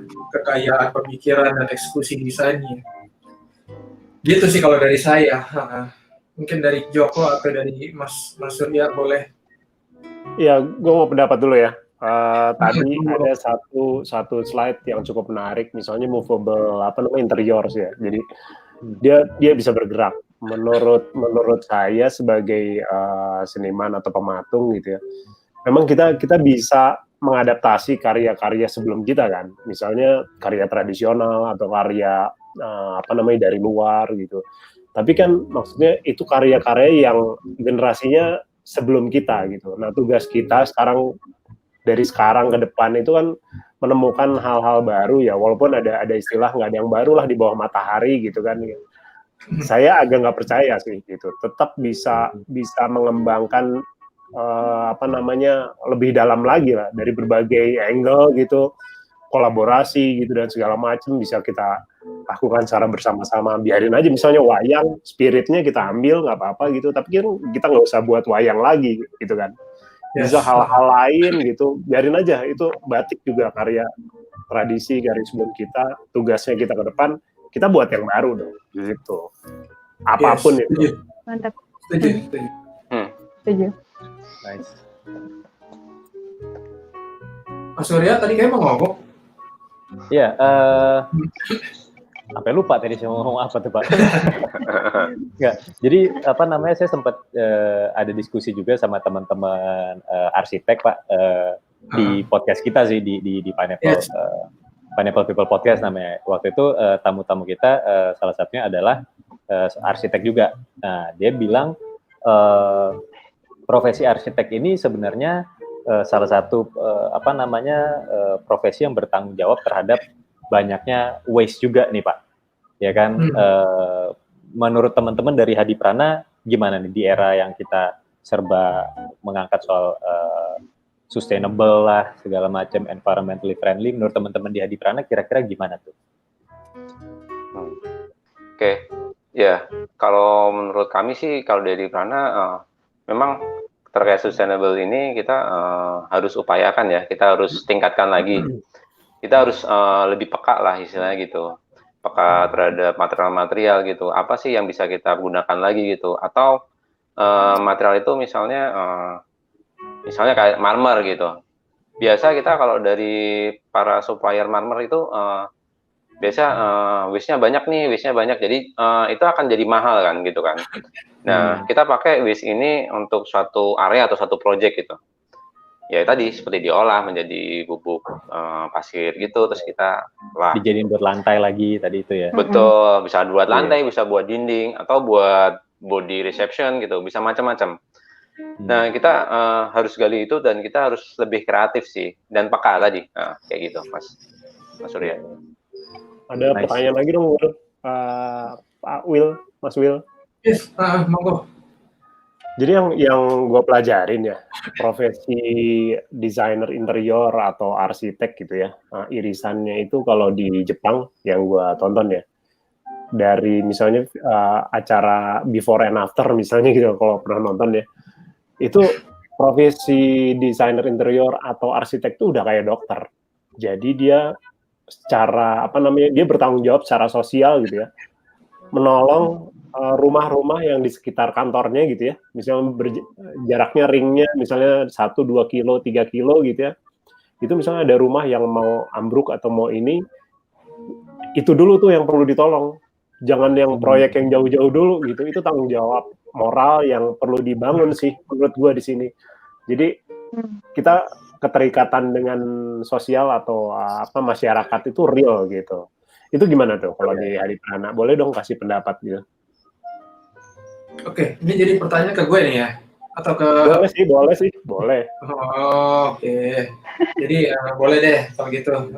Tadi yang pertama melanjutin dari Mas Surya dulu, nanggepin on behalf of Hadi Prana dan on behalf of moderator, bahwa memang kedepannya tadi sudah disampaikan oleh Dina juga di sesi yang sebelumnya, bahwa beriringan dengan waktu, beriringan dengan setiap proyek kedepannya, bahwa isu tentang sustainable design itu udah bukan isu baru sih. Sebenarnya itu justru udah it's in the blood harusnya. Sejak since the beginning itu udah tandem sama kita. Udah tandem dengan konsep, dengan ide gagasan, ataupun tandem dengan mimpi dari si calon klien kita, mimpi dari si ownernya tersebut gitu. Nah, wujudnya memang itu bisa rupa-rupa. Satu, wujudnya bisa besar kecil varian atau proporsinya itu juga bisa rupa-rupa, karena memang walaupun isu tersebut sudah lama, tapi ternyata memang dalam perjalanannya tidak mudah untuk bisa diterima, karena nomor satu isinya adalah visualnya tidak sesuai dengan ekspektasi dari si klien gitu. Nah, memang di beberapa klien mindsetnya masih dalam konteks paradigma yang mulus, bagus, versi mereka gitu. Bahwa di mata arsitek atau di mata desainer, mulus dan bagusnya itu juga punya versi yang berbeda kan, dengan menggunakan material-material bekas tadi. Seperti itu. Jadi memang menyatukan persepsi, terutama visual itu yang masih dalam proses lah, masih dalam tantangan. Terus yang kedua, untuk beberapa material yang ternyata dipakai ulang, beberapa ya, ada yang ternyata melonjak tinggi gitu harganya. Paling kerasa adalah pada saat kita mau menggunakan cap batik bekas itu tuh. Mau dipakai jadi elemen interior gitu. Jadi ternyata harganya melambung loh sekarang. Kalau nggak salah sekarang bisa 500 juta satu kotakan bekas itu kan. Gitu. Jadi pada saat itu mau dijadikan sebagai wall feature dengan ukuran 3 meter kali 4 meter, udah ketahuan tuh. Ini harganya sekian rupiah gitu, sekian juta. Jadi memang ada beberapa proses, beberapa tahap yang kita sedang adjust. Tapi intinya adalah bahwa kami di Hadi Prana memang itu sudah jadi tandem dari awal. Gitu. Lalu kalau yang tadi dengan Joko, jadi memang ini lebih ke kayak semacam social responsibility gitu ya Jok ya, yes. Atau company social responsibility gitu ya. Jadi memang kalau di Hadi Prana yang sudah terlaksana dalam beberapa tahun belakangan ini, tidak di proyek memang, belum sampai ke sana, tapi bahwa namanya yang berada dalam lingkungan kantor itu sudah terjadi gitu. Jadi terjadi dalam arti kita ikut berperan membantu bahwa ada rumah-rumah, ada sekolah-sekolah, terutama sekolah yang dalam radius sekian kilometer dari kantor, bahwa di daerah Pangeran Antasari, di Cipete ada kantor konsultan yang udah berumur gitu ya. Itu impact-nya apa sih ke sekolah-sekolah tersebut? Jadi kami juga memberikan bantuan kayak semacam renovasi atau memberikan visual yang jadi lebih proper lah, dengan sentuhan ala desain lah, begitu. Ya, minimal konsultan lah ya. Iya, gitu. Baru yang dalam skala kantor. Cuman kalau dalam skala proyek, memang nggak tahu nih apakah ini bisa dijadikan semacam patokan bahwa itu sudah masuk dalam lingkup social responsibility belum, bahwa dalam lingkup sekian kan pada saat proyek itu kan bisa dibilang jalannya porak-poranda kan. Satu, lingkungannya juga mungkin dalam radius sekian ratus meter itu tergerus kan buat alur sirkulasi material, terus termasuk dengan rumah-rumahnya itu kita juga ada perbaikan terhadap area-area atau item-item itu juga gitu. Jadi kita membuat kayak semacam jalur yang lebih proper sesudahnya ya, dan termasuk di sekelilingnya dalam konteks bahwa itu adalah jalan alternatif selama proyek pembangunan gitu, dalam proses pembangunan masa konstruksi proyek gitu. Salah satunya yang sedang terjalankan dan ini lagi direncanakan juga buat beberapa hal atau beberapa item ke depannya. Yang semoga ini kita bisa tukar pikiran dan ini bisa jadi semacam echo buat teman-teman konsultan yang lainnya. Ya kita sebenarnya sama-sama gitu. Karena kan begitu melakukan suatu proyek, echo-nya itu kan efek dominnya banyak banget kan. Gitu sih. Ya, kenapa gua tanyain karena di sisi seni gitu ya, itu sulit banget diwujudin gitu. Seni itu kan fungsinya beda lah gitu dengan applied art gitu ya. Gitu. Kita nggak di situ wilayahnya gitu. Yes. Terus untuk waste memang so far yang jadi acuan di dunia interior sepengetahuan saya dan mungkin dunia arsitek ya, Jepang dalam sisi waste manajemennya itu yang mungkin bisa dijadikan barometer konstruksi dunia gitu. Makanya kalau kita melihat sometimes proyek-proyek mereka tuh yang kok kayaknya ya beberapa tuh atau mostly biasa gitu kan. Tapi kalau kita bicara di balik itu atau di samping itu, misalnya contoh, saya nggak nyebut namanya ya, ada hotel di daerah sekitar Senayan. Itu semua grid-nya benar-benar menggunakan modular yang terpakai. Jadi mulai dari dinding, lantai, plafon gitu. Untuk supaya waste-nya mendekati nol. Gitu. Ya memang akhirnya karena patokannya perimeternya tersebut, ya kita eksplorasinya sedikit direm lah. Ya, ibaratnya kalau kita bandingin dengan Zaha Hadid beda lah, ya kan? Nggak dikasih budget kalau itu ya Pak ya? Iya. Atau kita dengan Frank Gehry mungkin beda ya. Approach-nya memang beda. Begitu. Yes. Ya ini tugasnya desainer muda nih kayak Yoga, kayak Dina nih ke depannya. Karena kita bersama semua ya, nih. semuanya lah maksudnya. Kalau gue lihat juga kan banyak misalnya ada bangunan atau karya arsitektur gitu yang kadang-kadang nggak sesuai dengan lingkungan sekitarnya kan, tiba-tiba jadi gitu kontras gitu ya. Bukan itu jelek ya maksudnya. Kekontrasan itu apakah dia studinya ini nggak ya, mendalam nggak gitu. Tiba-tiba ada warna-warna bangunan yang terang akrilik gitu di tengah-tengah heritage gitu kan, agak aneh tuh gitu. Itu terjadi di Bandung banyak sekali itu sekarang. Yang instan dalam tanda petik itu gue sih agak inilah untuk gue gitu. Oke. Ini menarik juga gini. Maksudnya kita bicara tadi instan tersebut atau sesuatu yang tiba-tiba kontras gitu. Mungkin ini ada kaitannya dengan fenomena saat ini, sosial media. Yes. Nah, jadi jadi ya. Iya. Jadi bagaimana keberadaan sosial media itu cukup mendrive pola pikir kita, mendrive pola pikir orang lain, bahwa termasuk mendrive approach kita di proyek. Sebagai contoh, tadi yang dari timnya Yoga dan Dina sampaikan,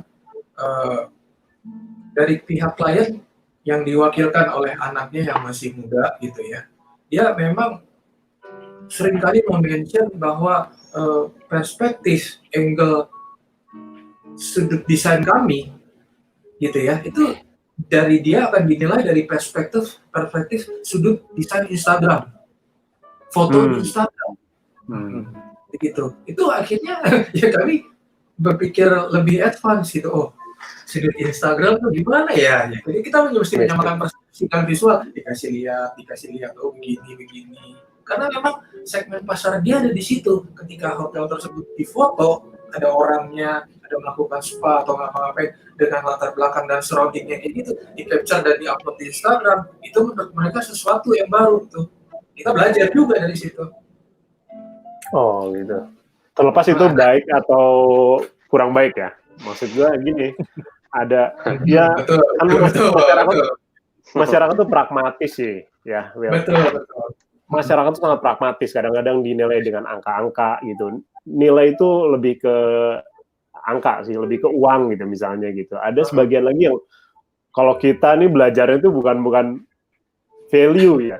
Value itu lebih ke kontennya segala macam gitu. Kita create segala macam gitu. Tapi ujung-ujungnya kita misalnya dapat klien atau kita berhadapan dengan masyarakat yang pragmatis juga itu suatu problem atau tantangan sih gitu ya. Betul. Nah, ini topik sosial media ini pragmatis dan value di balik karya tersebut itu kaitannya dengan beberapa pertanyaan yang memang saya simpan untuk saya jeda di akhir acara nih. Misalnya kalau tadi ada beberapa yang terutama yang tadi itu juga sudah mention di sesinya Jok, yang karya di Getah-Getih ya. Nah, ada Bang Joko Avianto yaitu Getah-Getih merupakan ikonik baru Jakarta dan perhelatan Asian Games di Jakarta. Kita juga sempat ngobrol kan Jok waktu itu di GI ya kan? Iya.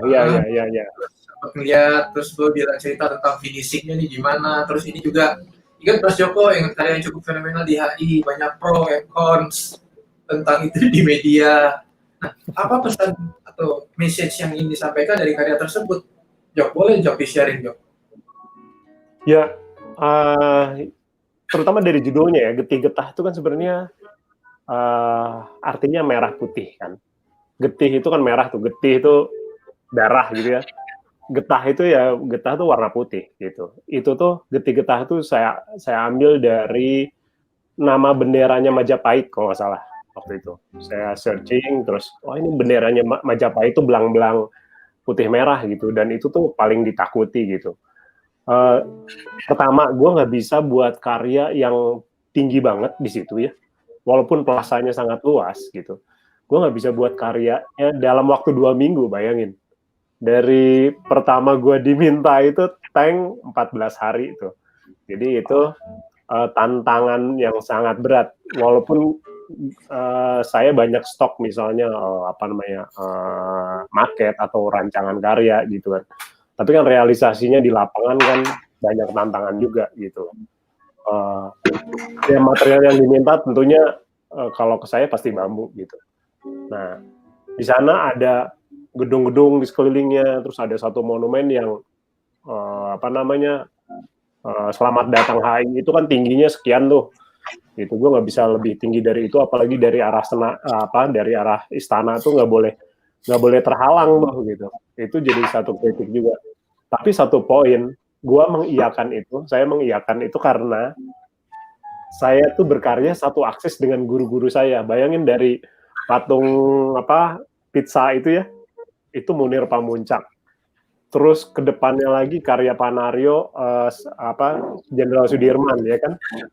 Terus Edi Sunarso, guru saya juga gitu di Jogja gitu, pematung senior juga. Itu yang langsung diperintah sama Soekarno. Terus di belakang saya jauh ada Arjuna Wiwaha karya Nyoman Nuarta.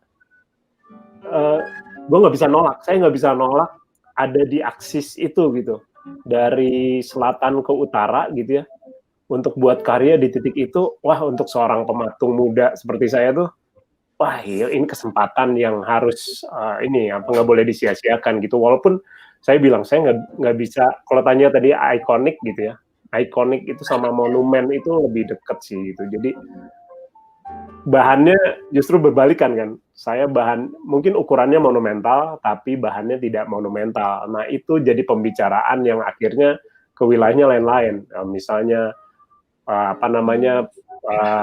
pemborosan biaya lah segala macam, itu kan hal-hal pragmatis tadi tuh gitu. Jadi masyarakat menilainya dari sisi itu aja gitu. Padahal saya mencoba bukan mengeducate gitu, tapi sharing gitu, membuka masyarakat lewat seni lah, membuka mata masyarakat lewat seni.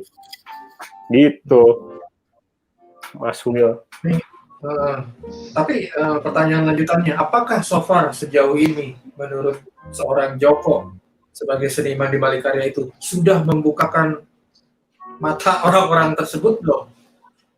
Nggak semua sih. Atau sedang dalam proses dibukakan? Nggak bisa secepat itu ya. Kita butuh Nggak bisa instan ya? Iya, kita butuh seniman lain, orang juga butuh terus dieducate dengan karya seni atau karya-karya desain lainnya gitu. Orang butuh terus ke museum ya kan, tahu karya publik itu seperti apa. Kalau kita pergi ke Singapura mah udah kanan kiri gedung gitu semua udah kayak museum di kota kan, ngelihat monumen, ngelihat itu tuh udah bagus banget gitu komposisinya gitu. Di negara kita susah, nggak bisa gitu. Kita perlu banyak mencoba itu terus di masyarakat gitu, di tengah masyarakat gitu. Paling itu peran yang PR gue ke depan sih ya. Sama-sama semua juga gitu ya, mengambil perannya masing-masing. Betul, Mas Surya gimana? Ya, bahas soal yang karyanya Pak Joko di Bundaran HI itu kan benar-benar ya kontroversi juga, sensasi juga, dan jujur Pak, dulu tuh kita termasuk salah satu yang mengkritisi dalam artian, wah ini karya ini gokil banget nih ya kan di Bundaran HI, bentuknya juga luar biasa, tapi kemudian kita pakainya bambu, waduh gimana nih ya kan ketahanannya, ditaruh di outdoor segala macam. Waktu itu kan kita belum kenal Pak Joko ya, itu yang sempat kita pertanyakan, waduh ini bisa tahan berapa lama nih ya kan, sampai akhirnya kemudian itu dilengserkan dari Bundaran HI itu Pak. Gitu. Gimana tuh Pak Joko? Ya itu tadi, jadi mengenai bahan itu tiba-tiba orang tuh kan nggak terima gitu dengan bahan organik. Padahal karya saya itu udah dari mana-mana tuh, maksudnya saya berpameran di mana-mana itu salah satu konsepnya adalah mediumnya itu memang tergerus waktu. Kita menikmati karya itu selagi karya itu ada. Kayak nonton konser musik, kayak nonton di film di bioskop walaupun bisa diulang-ulang ya, atau YouTube hari ini bisa diulang-ulang. Tapi ada durasinya ya. Yes, gitu, durasi gitu. Orang yang experience-nya langsung, walaupun hanya lari pagi di situ gitu ya, itu mention saya terus gitu, kadang-kadang di Instagram nggak berhenti gitu. Walaupun karyanya udah nggak ada di situ sih, nilai poin-poin pentingnya tuh di situ gitu. Dunia digital tuh keuntungannya di situ gitu. Coba kita ketemu Mas Surya dari dulu ya, kita mungkin udah bisa. Iya, karena begitu kita paham, wah ternyata konsepnya memang karya seni ini ada durasinya gitu Pak, ya kan? Jadi nikmatilah selagi itu ada. Nah itu menurut saya kayak, wah itu keren banget sih. Ya kan, jadi mungkin banyak pemahaman masyarakat umum kayak lebih, pengennya yang ada terus. Nah tapi inilah seni gitu, dan seni itu kan tergantung si pembuatnya. Jadi memandangnya, melihatnya nggak bisa dengan satu sudut pandang aja gitu. Yes. Jadi keren sih Pak. Untuk karya berbahan bambu gitu, instalasi saya itu wilayahnya nggak di situ karena saya tahu diri lah. Di depan itu patung selamat datang dibuat dari logam gitu kan ya, nggak sebanding gitu. Saya tahu nggak bisa ngalahin itulah, nggak bisa ngalahin bahkan gedung-gedung sekitarnya itu nggak bisa. Itu dipasang tanaman aja yang tinggi aja nggak bisa di titik segitiga itu.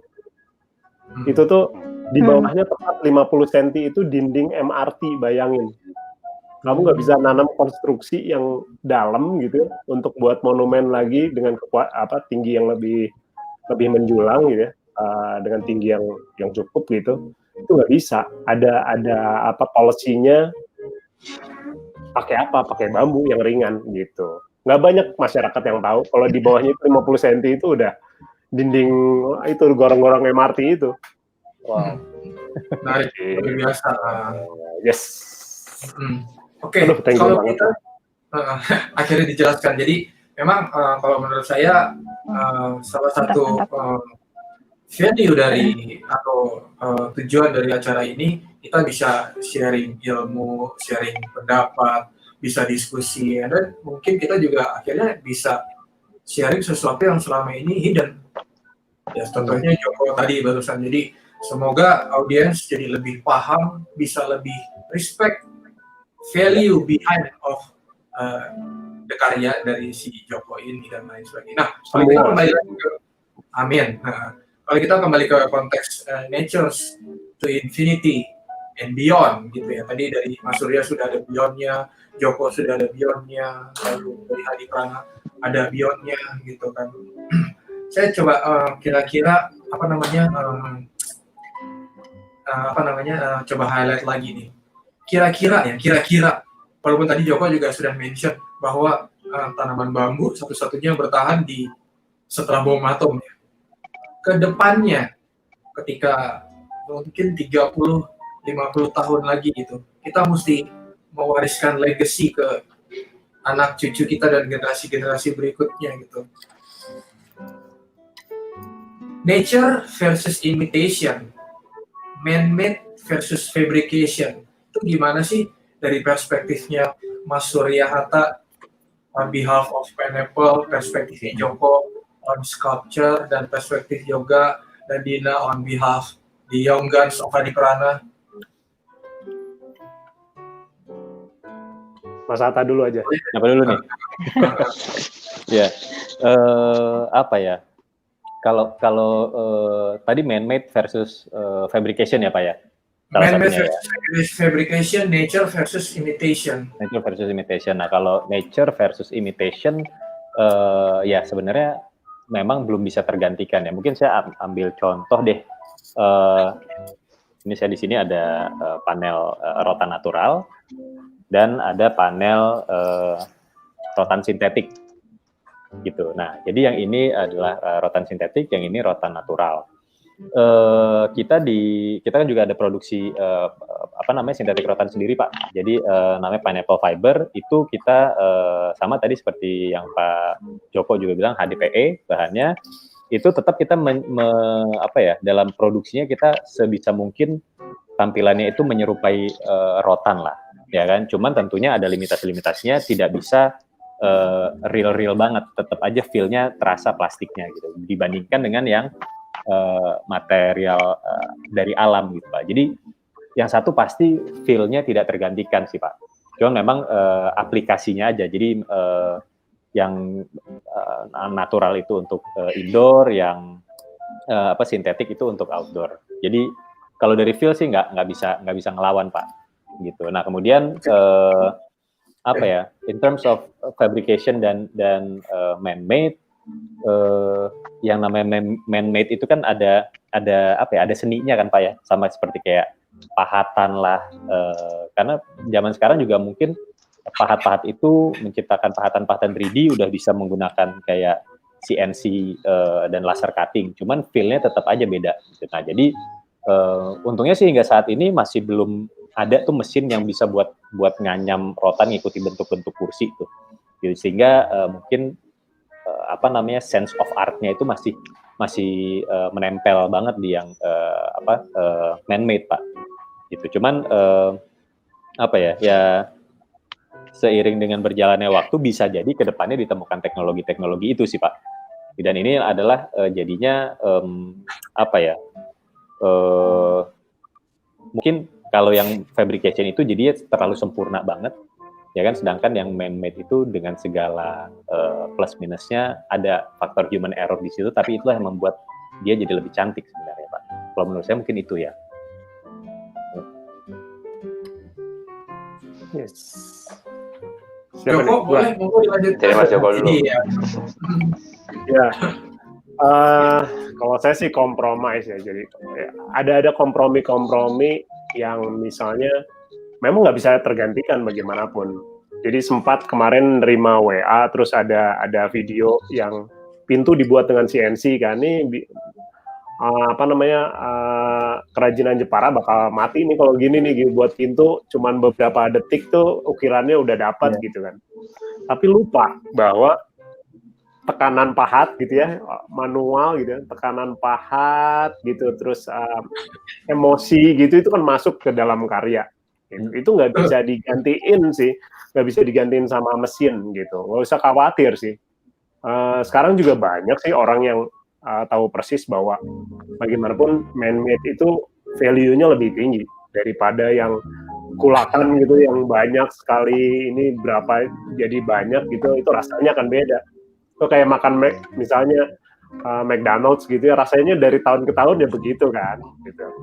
Kalau buat burger sendirian belum tentu patty-nya tuh pasti rasanya beda-beda gitu kan. Itu nggak bisa digantikan bagaimanapun gitu, dan itu masih penting lah ke depannya gitu. Kalau imitasi sih saya pikir wajar-wajar aja ya, imitasi ya gitu. Tapi juga tetap aja ya, tadi misalnya satu karya saya misalnya di scanner 3D gitu, tergantung kebutuhan. Kalau misalnya kebutuhannya simetris ya pakai aja gitu kan, karena mesin itu bicaranya kalau symmetrical atau apa gitu, radius gitu, itu kan itu bahasanya algoritmanya mereka gitu. Manusia itu ya menceng-menceng dikit nggak apa-apa kali gitu kan. Justru itu yang daya hidupnya itu di situ sih ya. Keren. Coba insights dari Hadi Prana nih, the young guns of Hadi Prana. Ya, kalau kalau organik ya udah pasti ya, kita sebagai desainer dari sisi visual pasti akan cari yang terbaik lah, yang lebih enak dilihat lah. Udah pasti itu yang natural gitu, atau yang organik tersebut.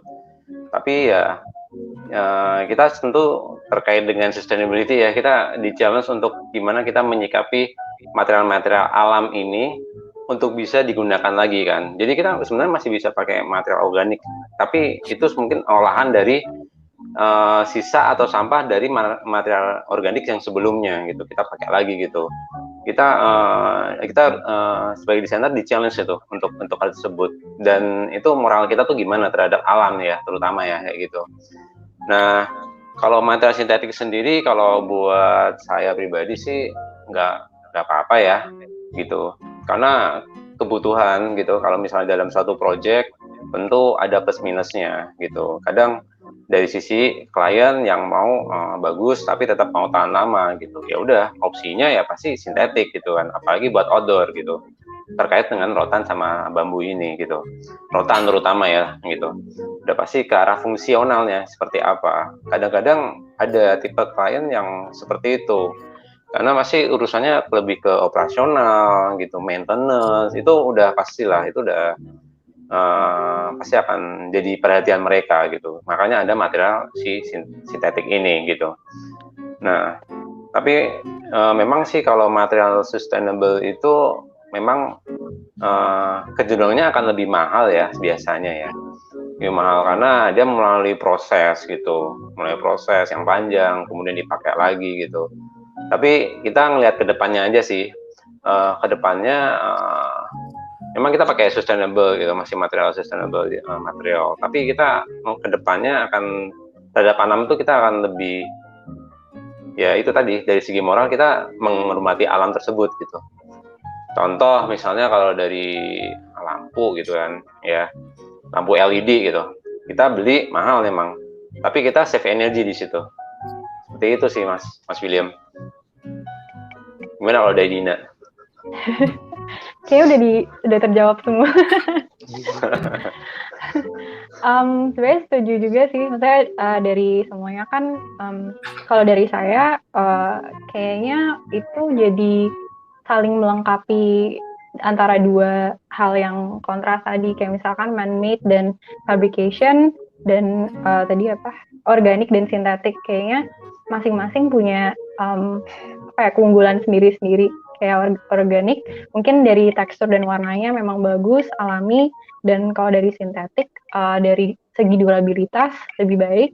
Jadi sebenarnya nggak mutually eksklusif yang mana yang lebih baik dari yang lainnya, mungkin tergantung kebutuhan pemakaiannya gitu.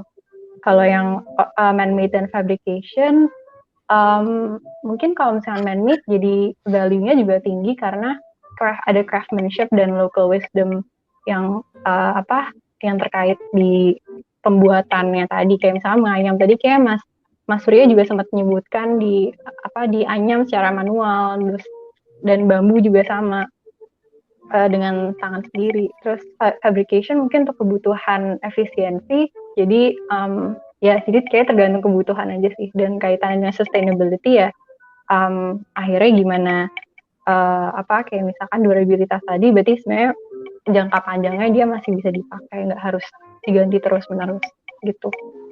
Itu sih Pak Will. Ada satu poin. Okay. Yes, apa tuh? Sorry Will. ada satu poin yang nggak bisa digantiin lagi, apa coba? Apa? Wanginya. Jadi lu kalau tidur di tikar apa namanya itu kan? Iya. Ini apa namanya? Rotan tahu banget lah. Iya. Bau rotan yang organik sama yang itu nggak bisa digantiin, nggak akan pernah. Betul. Walaupun bisa ditiru kayak parfum, tempelin di situ, tapi kan tetap beda. Gitu. Iya. Lo bakal Jadi kangen jatuhnya Bener. bau tikar itu. Jatuhnya holistic approach ya. Yes. Ya visual, sentuhan, ya kan, pegang Benar. beda teksturnya, karakternya beda, smells, ya kan, denger, jalan di atas bambu imitasi sama bambu asli beda, ya kan, bunyi Benar. keras itu tuh beda kan, di atas Beda tikar, banget. beda Beda banget. banget. Karena Kalau ya. Kenapa? Karena ada pengalaman waktu pasang di Esplanade nih, dikit aja bentar. Jadi pagi-pagi itu pas gue ke docking ininya tempat bambunya itu, tiba-tiba ada bapak-bapak nyapu. Terus kita ngobrol, gue nggak tahu dia siapa. Wah, saya kangen nih bau bambu seperti ini, bau organik di Singapura udah jarang gitu. Taunya ada datang orang lari bersibuk-sibuk gitu bawa ini. Ternyata si bapak yang nyapu-nyapu ini CEO-nya. Kaget gue. Kaget gitu. Jadi, wah, maaf, saya pikir bapak siapa gitu. Ternyata dia CEO-nya, sengaja untuk ngontrol. Oh, apa-apa, tenang aja. Karena saya senang sekali bau organik ini udah lama di Singapura, nggak pernah ini. Udah dari tahun berapa gitu, 80-an kali udah nggak ada. Gitu. Itu kan nggak bisa tergantikan tuh yang gitu-gitu ya kan? Iya. Setuju. Oke, menarik nih acaranya. Tapi ya kembali lagi, akhirnya waktu yang membatasi kita. Ini udah 5:25. Mau nggak mau, memang kita harus closing. Nah, jadi in overall, thank you semuanya buat sharingnya, buat insights-nya, buat thoughtfulness-nya, buat sharingnya, buat presentasinya dan lain-lain, buat diskusinya juga. Tapi ada beberapa poin kalau saya coba ambil kesimpulan, terutama yang memang saya nggak pernah mention dari awal, tapi ternyata dari masing-masing pembicara di sesi ini saya dapat nomor satu itu ada kesamaannya. Dari Mas Surya Hatta on behalf of Pineapple, Mas Surya tuh dan tim dengan spirit eksplorasinya gitu. Joko juga tadi eksplorasi terhadap materialnya si bambu gitu. Terus tadi Hadi Prana dengan eksplorasi desain visual yang tadi saya bilang ini udah di stretch banget nih, gitu kan. Jadi menurut saya begitu once kita semakin mendalami, semakin mengeksplorasi suatu bidang atau dalam hal ini adalah material alam gitu ya, kita akan jadi semakin respect. Nomor satu, oh begini loh, this is the value-nya gitu. Itu satu. Terus yang kedua, ternyata semakin dieksplorasi, kalau menurut saya ya, ternyata kita kayak semakin, kita belum ada apa-apanya gitu, ya kan? Ternyata ini masih bisa dikembangkan ke A, ke B, bisa jadi B1, B2, dan lain sebagainya gitu. Nah, one step further, setelah udah eksplorasi, mulai respect terhadap value dan sebagainya, akhirnya keluar tadi tuh, omongan teman-teman tuh, kita mesti konservasi, ya kan? Gila, ini ternyata kita mesti konservasi supaya menjaga ini. Karena kenapa mesti dikonservasi? Tadi teman-teman di sini juga sepakat kan, the touch of human-nya nggak bisa digantikan. The touch of the essence of masing-masing natural materialnya tuh nggak tergantikan. Baunya, bunyinya, ya kan, sentuhannya, teksturnya, gitu. Nah, ini yang mudah-mudahan bisa terdeliver ke teman-teman yang lagi nonton nih. Apa yang kita diskusikan ini, poin-poinnya, resumenya seperti itu. Dan poin terakhir adalah kenapa kita dari 3 bidang yang berbeda, Mas Surya dari furniture spesialis, furniture kontraktor, Joko dari artis, pematu, Yoga dan Dina dari Hadi Prana, saya on behalf of Hadi Prana. Kita nggak akan pernah berdiri sendiri. Ini ternyata kita mesti kolaborasi dalam bentuk apapun, gitu kan. Jadi semakin kuat, semakin bagus. Nah, menurut saya dengan adanya poin-poin tadi plus dengan kolaborasi diharapkan ini bisa menghasilkan a better design, a better approach for a better Indonesia, and then for better world.